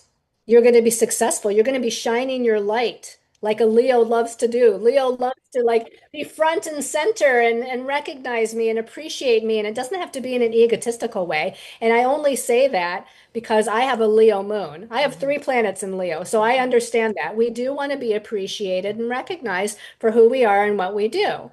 And it doesn't mean that it's in a egotistical way necessarily, but you're here to shine your light. And within this next year, you're going to be shining your light. You're going to be moving into that front and center sunshine of here I am world. So yes, you're going to come into your empathic abilities. Let me just pull one divination card for you. And they want me to use the Earth and Sky deck. But you know what's interesting is that you Hmm. said that you have to change the way you state what you're saying, and it's true. And I think this applies to everybody. When you want to co-create with the universe, you have to already say that you have your abilities, and I'm willing, and so don't say when. It's just a matter of just yes, here it is. Co-creation. Right, Yeah. exactly. Exactly. So, what does Tanya need to know about attaining her empathic abilities and doing what she needs to do on this planet or for humanity or for the world, her own creative niche? Ha! I love it. So, Tanya, you got Iris that says you are the light. Here we've got this wonderful angelic being. She's got these rainbows kind of coming down around to me. Rainbows, a sign of the pot of gold at the end of the rainbow, the success, the abundance, the prosperity, the hope, right? So this is saying you are the light. Just like Leo, you are a Leo. Leo is ruled by the sun. You got the sun card, and you are the light. So as long as you can believe in yourself and change again that old thought process from the home and family, right? And shift it, you're going to be creating the best aspects of yourself. Know that you are a light worker. Know that you're here to shine your light. Know that you're here to move into your empathic and psychic abilities and believe in yourself. And that's exactly what you're going to do. All right. So let's go to the next person. Thank you, Tanya. Okay, the next is from Ruth from New York City. When will I find a true love, long-lasting partner? How and when will I find a true love, long-lasting partner? Ruth from New York City. So we're back to our relationship decks. Okay, so how does Ruth find this long-lasting love partner? Or when? How or when?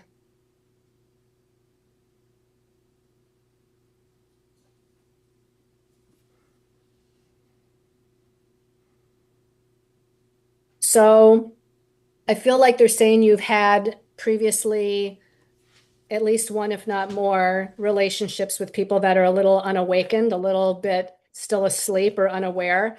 Um, and the person that you're looking for is in the process of awakening again, like shifting, expanding. So they're still doing their own work right now. So they might not quite be ready for you yet. They're also saying that in order to find this person, this is going to come back to you now. They're saying to find this person, you have to go through forgiveness of the past.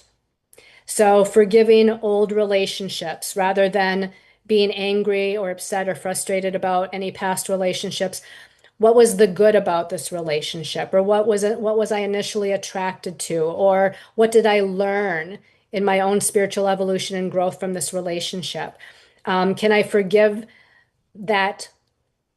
I'm going to say that soul, because sometimes it's difficult to forgive the humanness of a person, especially if it's been something very challenging or even abusive that we went through with somebody.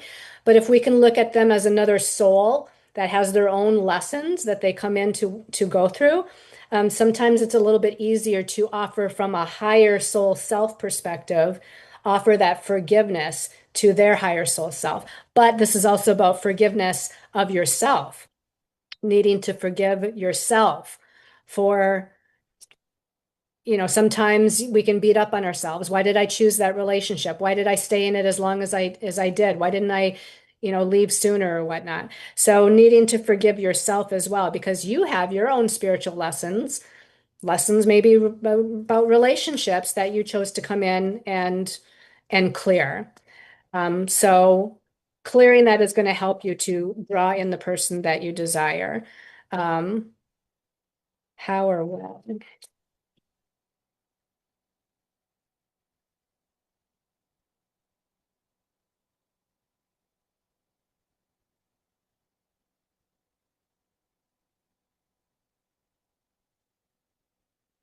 So when I'm asking how or when is this relationship coming in, of course you saw me or heard me pull a bunch of cards, but one of them is trust and divine timing.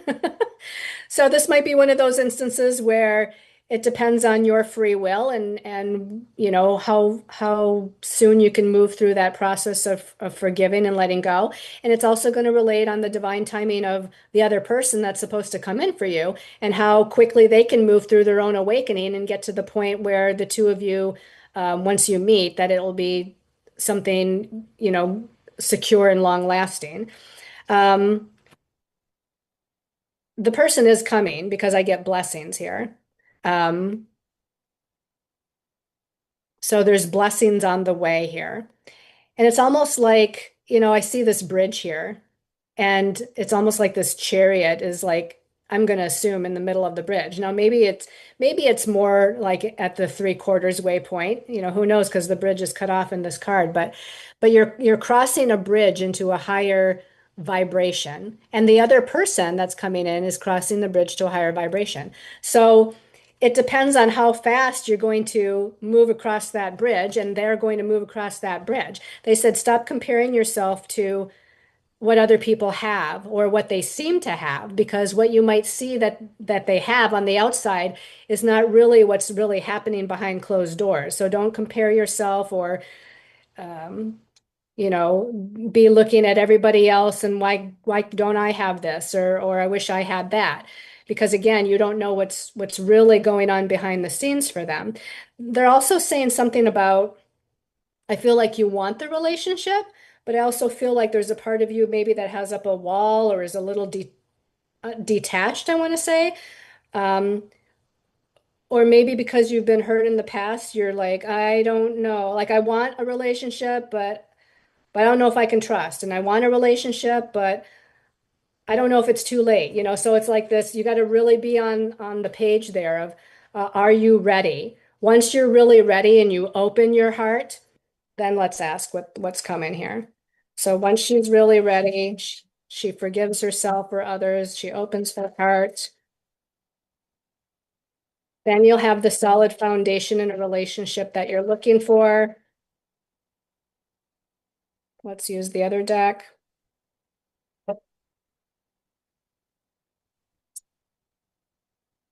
Hmm. Okay. So again, I know you said when. They're not going to tell you when because that divine timing card came up and it has to do with free will choices. But it is coming because the outcome, this came out together. The outcome is yes. So the outcome is yes, it is coming. Um, is there anything in particular as far as the how besides what we already said? Because we did say some things about forgiveness and being ready. Yeah. Once you go through the transformation that you need to, once that person does the awakening that they need to, that's going to be how it happens. So um, I hope that's given you at least some peace of mind, knowing that that person is coming in, that they are on the way. And again, if I had your astrological birth data and we did a full-fledged reading, I could look at your chart and read the timing of it all. I could maybe have a better idea of the maybe the potential, because we can always make a different free will choice, but the potential of when. So hopefully that helped you. And that was Ruth. Okay. Nara, Ontario. Nara in Ontario. Is my ex-mother-in-law, I guess you probably meant will. Will my ex-mother-in-law stop bothering my daughter and I soon? Okay. Point something out here. I think I got a little message here from Nara, and she says, Yeah. I'm an Aries. She's the one with the mother in law. And she says here she's a Gemini. So Who's a Gemini? I think so. She says here, I am Aries, and ex mother in law is Gemini. Oh, Okay, sorry. I didn't read that right. Yep. mother-in-law is Gemini. Gemini. Okay. And just going back to Ruth, Ruth, looks like you got a really good reading. You can always follow up with Colleen if you want more of a deeper reading. So, like I said before, just check out Colleen's information in the description below, and you can set up a reading with her. And for Ruth, it says here February 11th, 1981. So I think just to sort of give you that. Right. Oh, that Okay. was Ruth's Yeah, that birthday? was Ruth. Yeah.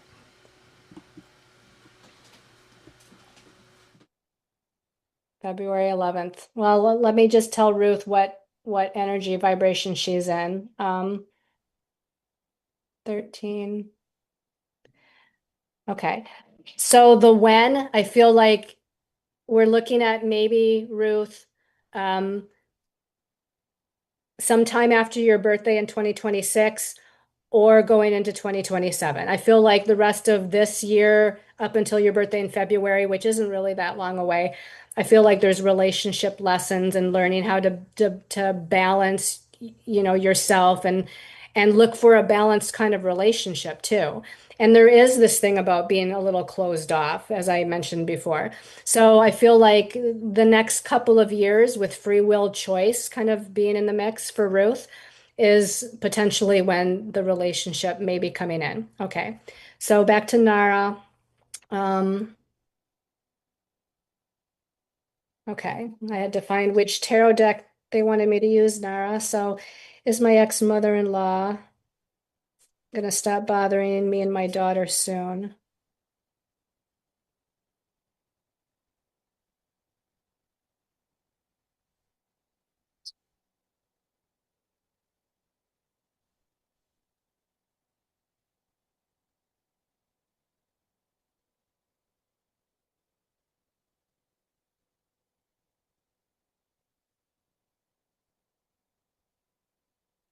So there is a lot of, I feel like, judgment from her for sure going on. Um, they're showing her Gemini nature being, how we say Gemini is the twins and kind of vacillates back and forth between these two various personalities. And I really see an expanded version of that for your mother-in-law and what she's, going through herself with her own uh, evolution and growth or lack thereof. It's like spirit is knocking on the door and she might be choosing to keep the door shut. But I feel like there's a lot of hurtful words and projections of energies coming from her for sure. Now, that being said, I feel like they're showing this potential um, for your mother-in-law to eventually move through that. And she's going from more of this hardness, fixed, stubborn sort of energy with the possibility of merging into a higher vibration of unconditional love and compassion. Now, we don't know when that's going to be. I'm going to ask them to give me a wands card for days, a swords card for weeks, a cups card for months, or a pentacles card for years. And let's see if they'll give me something here. How long will it take her mother-in-law to kind of make this transition and this change and to stop bothering Nara and her daughter? Okay. So they're showing months.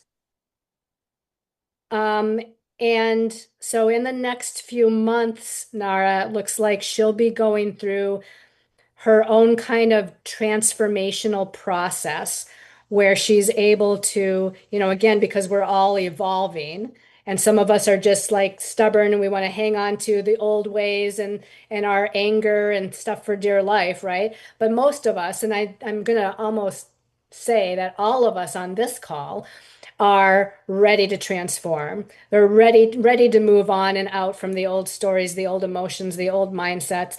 Now, I don't know that your mother-in-law fits in that category because I feel like she is a little stubborn.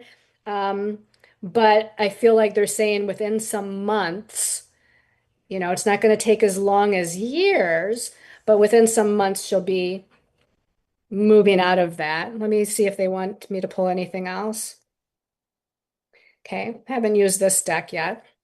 This is a divination deck, but it's like a tarot deck sometimes. So what else can you tell me about Nara's mother-in-law discontinuing to bother?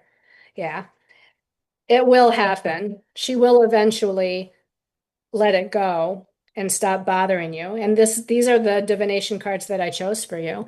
It says good juju. So there's good energies surrounding this situation. The hand of God is coming in and saying, you know what, we're going to help and take care of this for you. And in fact, they're saying, your guides are saying, call on them. Call on Archangel Michael to pull the cords. Call on Archangel Raphael to bring healing to the relationship dynamic. And the secondary card that came out from this deck says Mother God, and it says miracles in motion. So it is going to seem like a miracle once it happens after a few months. She's going to transition and change. As to the why, it might just be her own kind of evolution and growth. She might have a moment where she comes back into her heart. Um, we don't know how that's going to happen, but it's enough to know that it is going to happen. So that's good. All right, let's go back here. Thank you for your question, Nara. Uh, oh boy, just a second. I don't like to say that sometimes I need my glasses. All right, Krupali in Montreal. Okay. So Krupali in Montreal, it says, I'm struggling emotionally, cognitively, and spiritually. I'm wondering what messages my guides have for me so I can heal and realign with my soul purpose. Good question. All right, Krupali. So tarot deck. Oh, so here's a tarot deck I haven't used yet today. So they want me to use this one. This is called the Psychic Tarot. And it looks like this on the backside. Beautiful purple. All right, so the Psychic Tarot.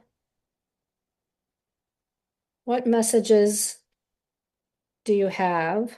Angels, guides, master guides, teachers, healers of the highest vibration of light for Krupali, so that they can realign, heal and realign with their soul purpose. Messages of guidance.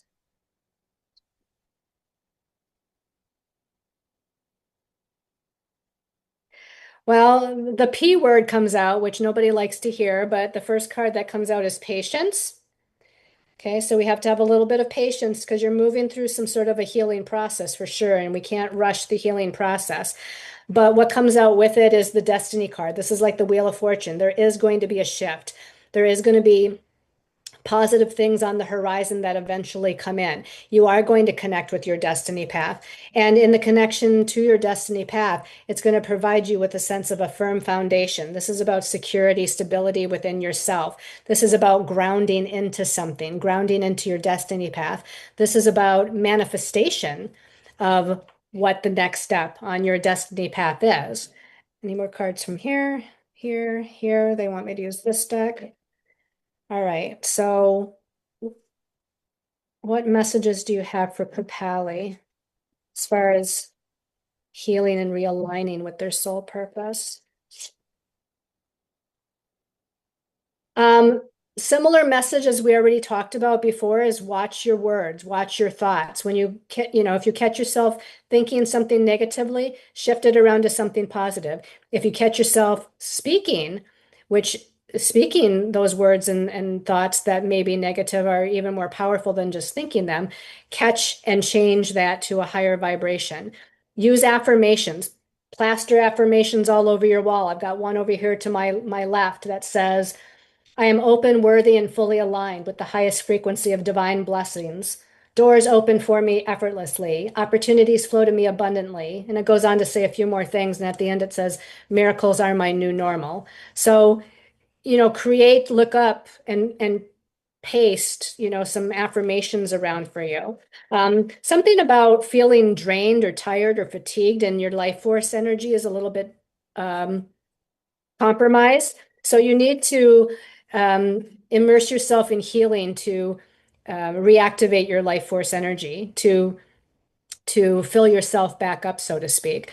Going to getting some Reiki, doing some acupuncture, wearing essential oils, meditation, anything that you are led to and guided to is going to be helpful. But you need to replenish your physicality, your life force energy here. Wow. Different. Okay, this was the tarot card that said patience. This is a divination deck that also says patience. So it's going to take a little bit of time. Self-care is very important, and being patient with yourself in the process is very important. I don't know what kind of birthday year energy you're in, but I'm gonna hesitate to say that it's probably one of those soul searching, um, healing, find my inner light, sort of time periods for you. Anything else they want you? Yes? I think for you were doing the reading for Krupali Patel. Yes. Okay, I have here that her birthday is February 8th, 1998. And 98? yeah, and just like a last minute message from Nara. Yeah. She says here, I think maybe, I don't know, she didn't put her correct birthday before, but she says, my B day, sorry, it is April 5th, 1982. So just to say that. But for Okay. Krupali, it's February 8th, 1998. Okay. But Nara does write back and she says, all that you said makes sense, and I accept your words for the future. A big thank you to you too. So that's nice. Thank you, Nara. So, Kripali, you're in a very important birthday year energy, February this year till February next year. It is a turning point. It is about endings and new beginnings for you, for sure. They're going to be merged together. So you'll see, some moments where it's like, oh, an opportunity. I got to like initiate that and start that, go for it. There's going to be, though, some downtime where it's like nothing feels to be moving. I have to surrender, trust, and have faith because I'm going through this healing process. So it's going to be this ebb and flow going on for you. But again, big turning point in your healing, evolution, and growth for right now. And you are an Aquarius, and Pluto, the planet of transformation, is in Aquarius for a really long time now. And so, it's going to take a while for Pluto to get up to where your sun is in Aquarius. But let's just say because Pluto is in your sign of Aquarius, there's huge changes on the horizon for you. Transformational changes. This is really, really good. Um, I feel like um, you may see in just a second. 19. You may see in the month of November a big expansion of a positive nature, growth spurt, they're calling it. growth spurt in November. Positive expansion, focus on inner child healing, focus on creative self-expression in November. Then conversely, in December, there might be a little bit of a downtime period where there's more healing that needs to happen, more self-reflection and alone time. Okay, what else for Kira Pally? So I'm looking at the time, so I feel like this is the last message for Nirapali because I think I have one more person.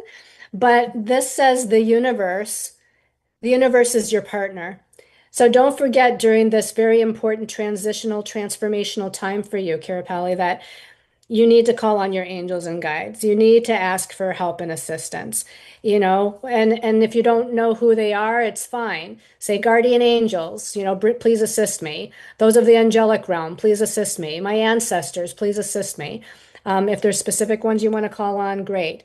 But remember that they're saying right now to me, part of this birthday year, which you're already well through, like halfway at least through, right?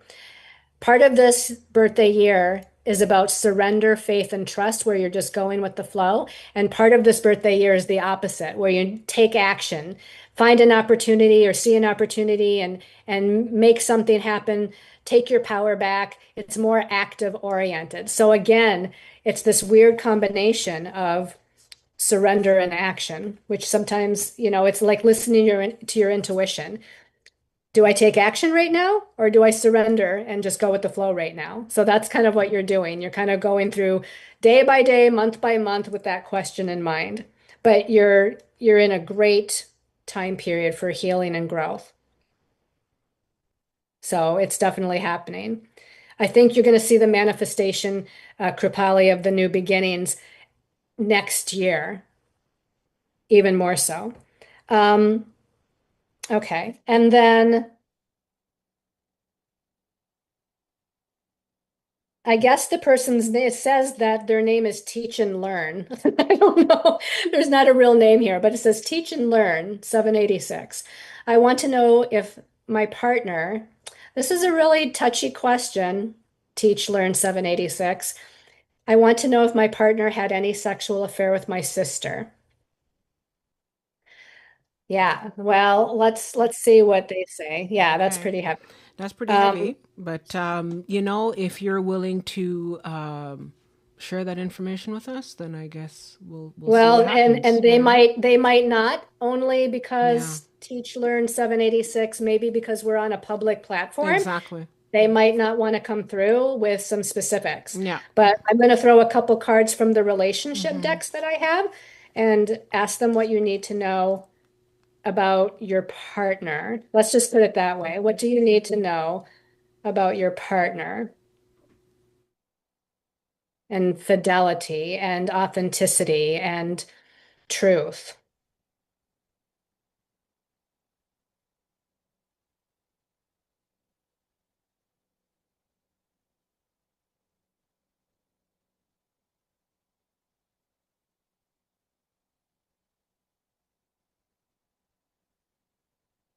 They're saying that, and you may have already done this, but there's something about observing the behavior, observing what's going on. Is he distracted? Is he on his phone a lot? Is he, texting? Is he paying attention to you versus, again, what's going on like on social media or whatever? There's something about observing the behavior of your partner because that's going to tell you a lot, as far as how he's acting or reacting to you and where he's putting his attention and focus. They're saying for you, there's something about needing to heal the inner child. So I feel like for you in this situation with this partner, if you're asking me this question, there must be, even if that person's not doing something that they shouldn't be or that you've asked about, even if they're not doing that, there's a reason why you're asking this question. There's like some sort of issues or challenges in the partnership. And it goes back to something, you know, this is not to put any blame on you whatsoever.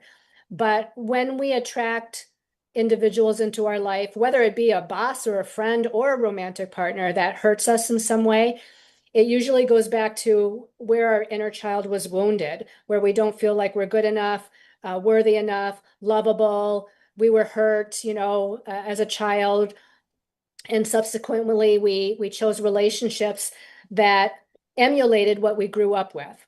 And so they're saying something about inner child healing for you.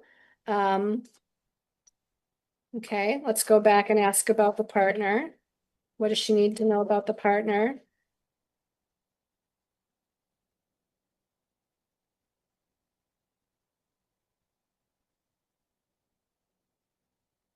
They're saying that the relationship with you and your partner is a karmic contract sort of partnership, which means it doesn't mean when we have a karmic relation, well, it kind of does. I was going to say just because it's a karmic relationship doesn't mean it's not going to last, but more likely and more often than not, it's not a lasting relationship. It's not a healthy relationship because there's some sort of karmic lessons that are to be learned in the partnership, in the relationship.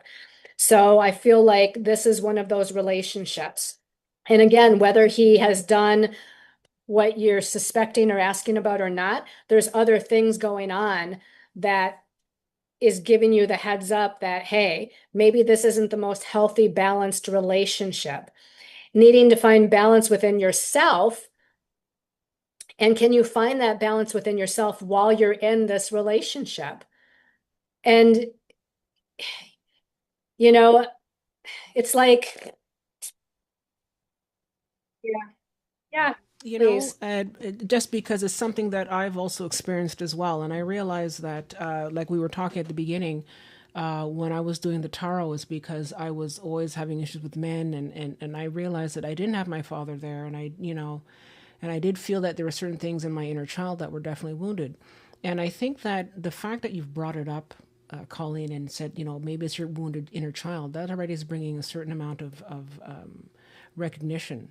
And so, whatever your name is there, 786, if you wake up to the fact that you having issues and that you recognize, you go back through your childhood and say, where did these things actually happen? You're already going to sort of shine a light on it and start the healing process. And maybe, like Colleen is saying, that the relationship might shift either for the better, or you might end up going out of that relationship because you've learned the lessons that you've had to learn and move on. But either way, Yeah. it's always it's you're going to be learning, and sometimes it's painful.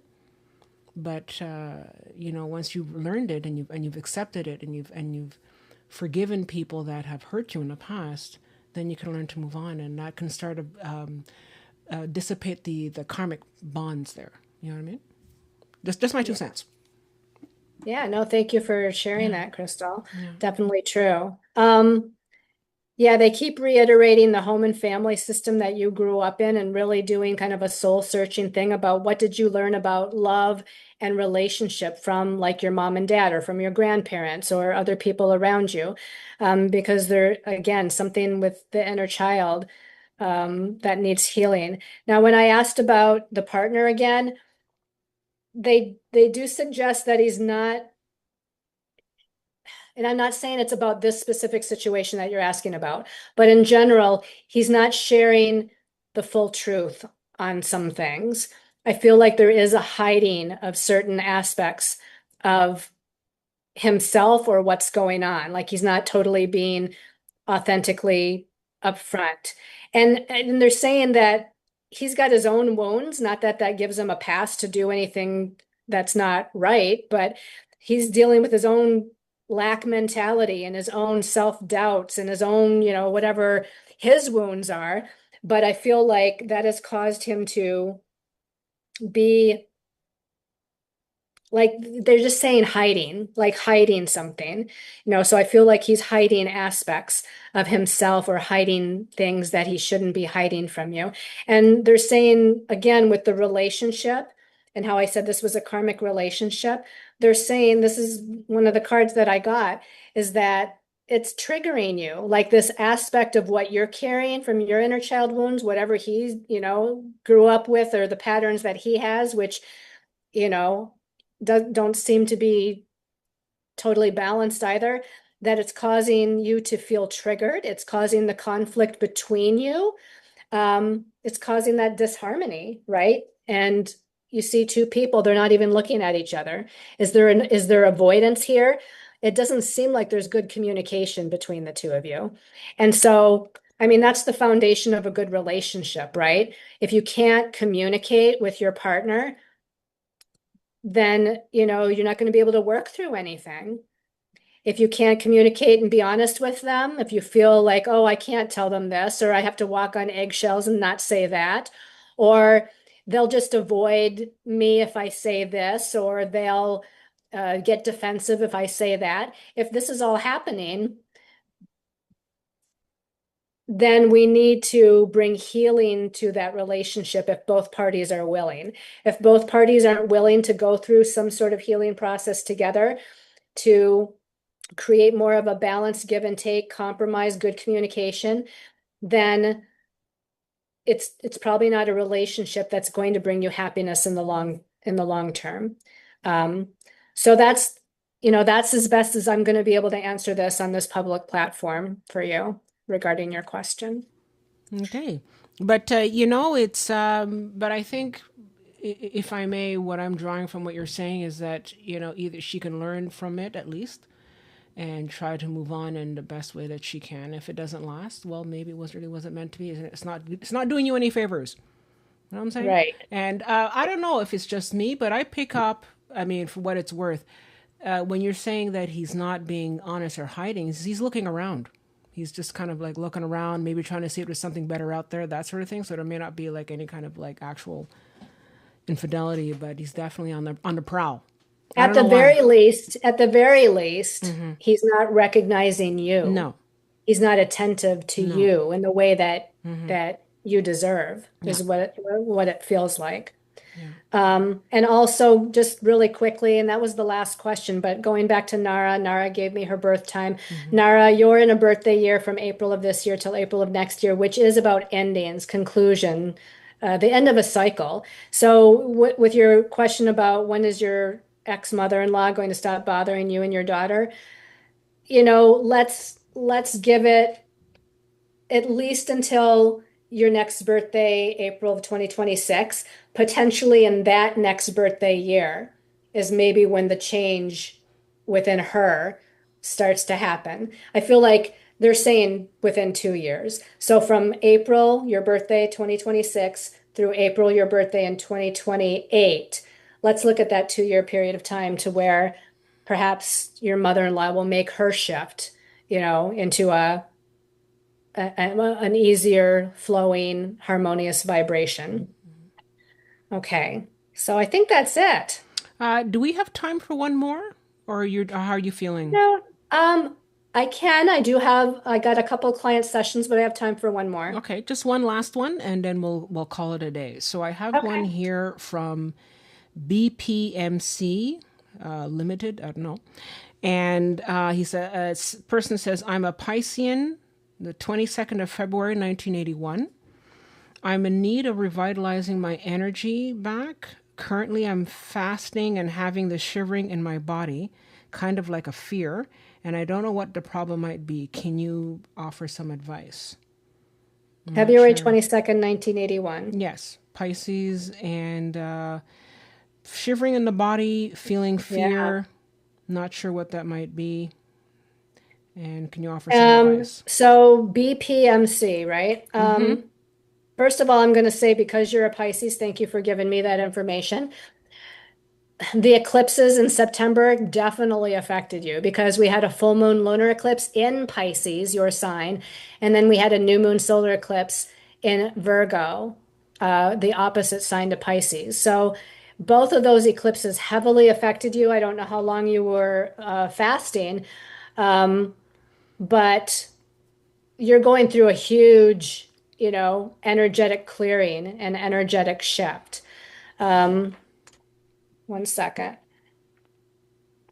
Yeah. So you're in a birthday year right now. First of all, you got like master number 22 as a birthday. So holy cow. I mean, this is, you know what patience is all about, bringing that P word back up. Patience, perseverance, determination, you know what that's all about for sure.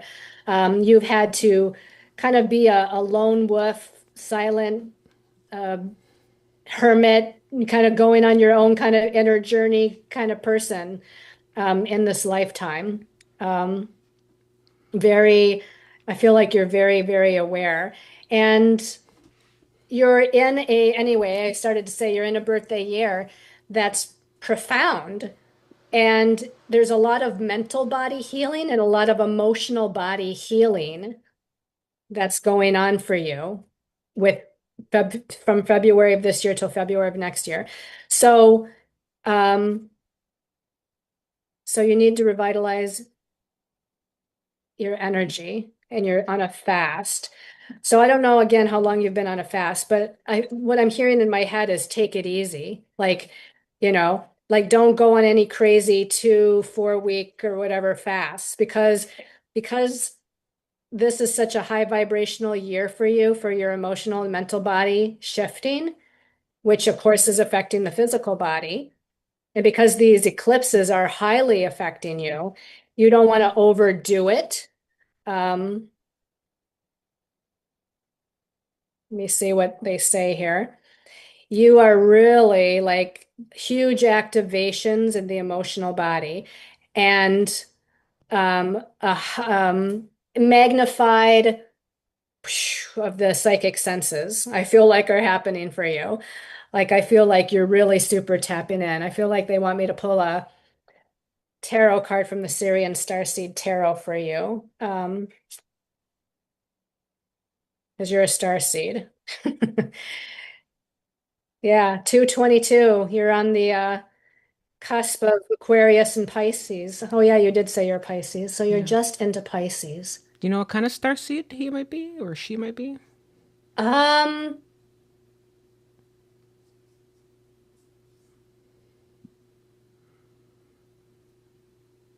hmm. They're not readily showing me. I was going through all the usual ones, and I feel like they're saying hybrid, Oh, okay. which a lot of us are. Yeah. Um, I feel like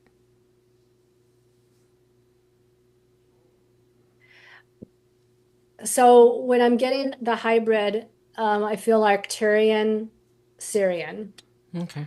which is interesting because there's a lot of healing energy going on as a star seed. Like it reminds me of the Lemurian energy, healer, unconditional love, just one with the earth, but also this very mental, scientific, logical, so there's this other side as well going on. Okay. So let's pull a Syrian Starseed Tarot card for BPMC about energy, revitalizing the energy, what they need to know. Um, they're talking about searching for new information. Um, Something where, and I don't know how this relates to revitalizing your energy, but something about quick, sudden, unexpected downloads, aha moments, revelations, insights, and new ideas that kind of come in. Like sort of like channeling. Like I feel like doing some automatic writing or something like that to like ask your own questions. How do I revitalize my energy? And then do automatic writing and see what kind of comes in and flows down through the crown chakra. Um, They said that they've been on a fast for 5 days. okay. So Um, so I'm hearing from your guides that maybe 2 more days and maybe you should give it a little bit of a break. Again, not to go overboard. Um, And you can always come back, later when you feel like once these energies from the eclipses settle and you feel more grounded, you come back around and do another fast. But I feel like for right now, it's too much because what happened is, and this is kind of for the collective, those eclipses in September really jarred some things loose Mm. so that we could release and let go. And now we're kind of in this realigning phase. And if we're taxing our body too much in different ways, whether it's Mm. through too much exercise, too much eating of foods that we know aren't good for us, or conversely, not eating at all, Mhm. then our body's going to have a hard time in grounding and realigning the energy vibrations from what occurred during those eclipses. Mhm. Yeah.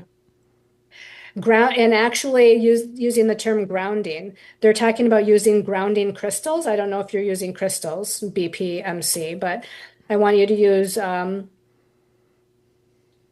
grounding crystals, but they're saying not necessarily the black ones. I'm feeling like mahogany obsidian or tiger's eye, like some of the brown ones, the earthy brown ones to ground. And and they're saying, and of course, being out in nature and walking barefoot on the earth, doing some earthing, some, barefoot to the earth kind of walking. So this card just flipped out of the deck. It's called Higher Self. Again, your psychic abilities are being blasted open or magnified. I mean, that was pretty dramatic. They're being opened, they're blasted Blasting open. away. They're blasting away. Yeah. No, they're definitely being magnified. Mhm. And you're creating a stronger connection with your higher soul self here.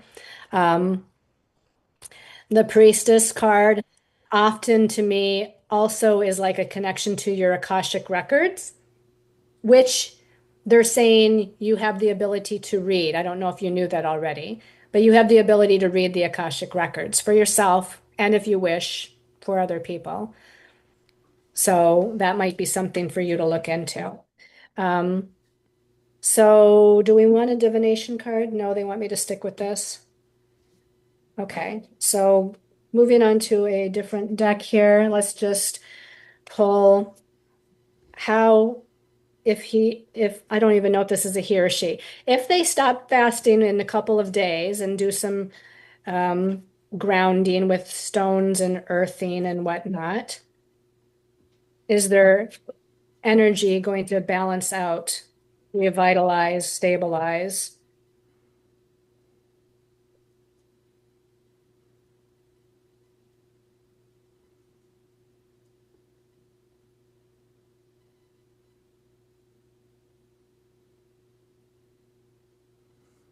Wow, there's a lot of fire energy, as a metaphoric element here coming in.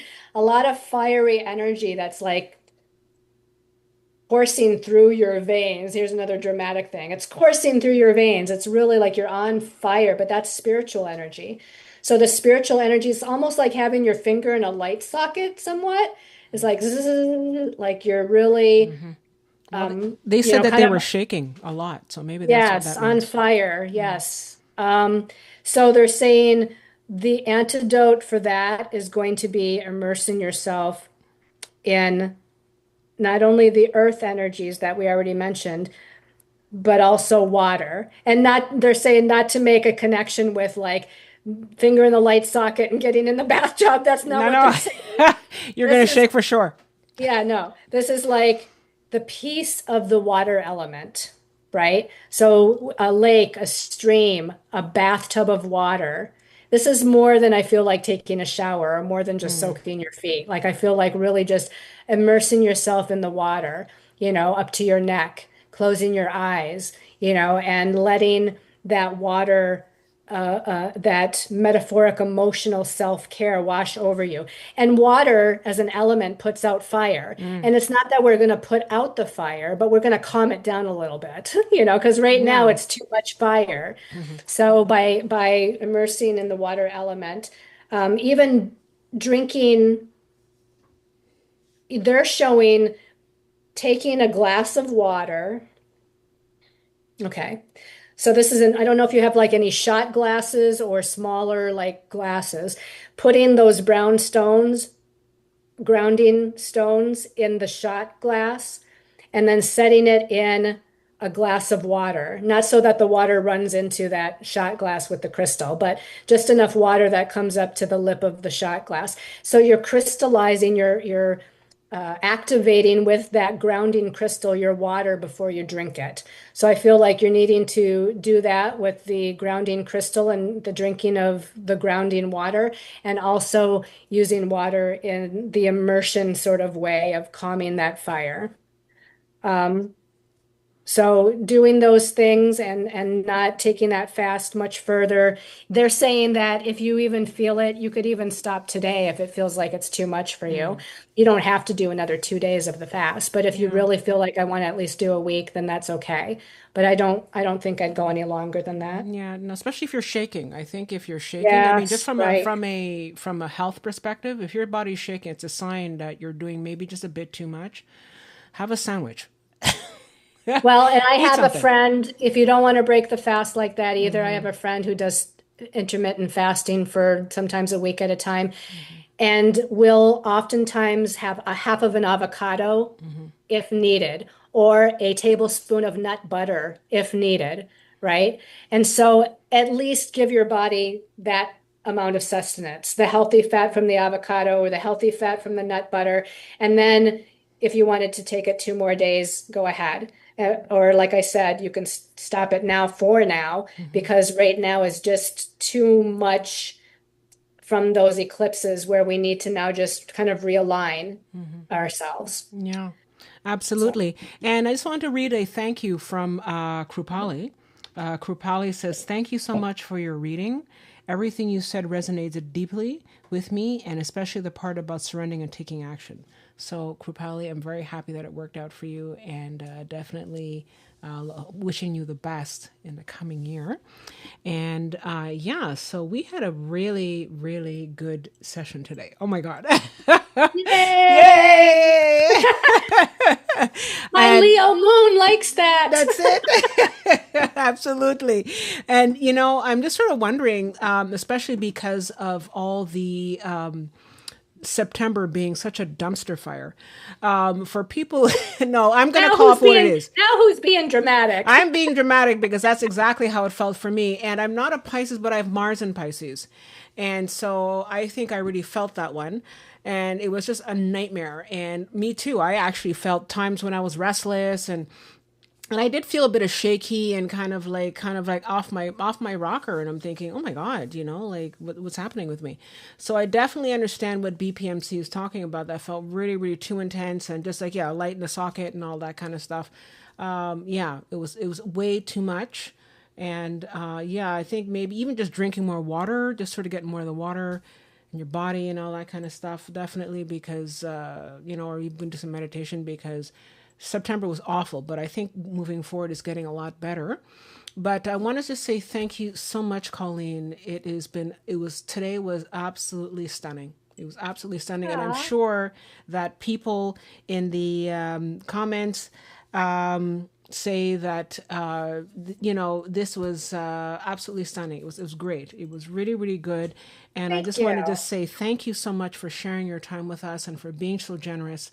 We really, truly appreciate it. And again, everybody, please check out Colleen Lemma, Lemma, on Meetup and also her YouTube page. Make sure that you check out all the descriptions in this description below in the video, so you have all her website and all her contact information. And for people who had questions asked today, we did a very light reading, but like me, and I think that if you want something a little bit more in depth, that's more for you, and you have more deep questions compared to, we just did very fast today. But like, I think you really need to sort of check out what Colleen has to say. And I can tell, even though it wasn't questions for me, I really felt very, very strong energy coming through today. So, very, very, very powerful session today. And definitely check out Colleen and get in touch with her so you can find out more information, and also look at some of her courses. So she offers courses in all of everything that you talked about today, and about divination and about astrology and all that stuff. So really check out. And she's an excellent teacher. She's been doing it for over 25 years. So she has a lot to share and a lot of good techniques. And really check that out, because I think that if you learn to do some of the work yourself, that'll also help you in your day to day. So really check out her meetup page.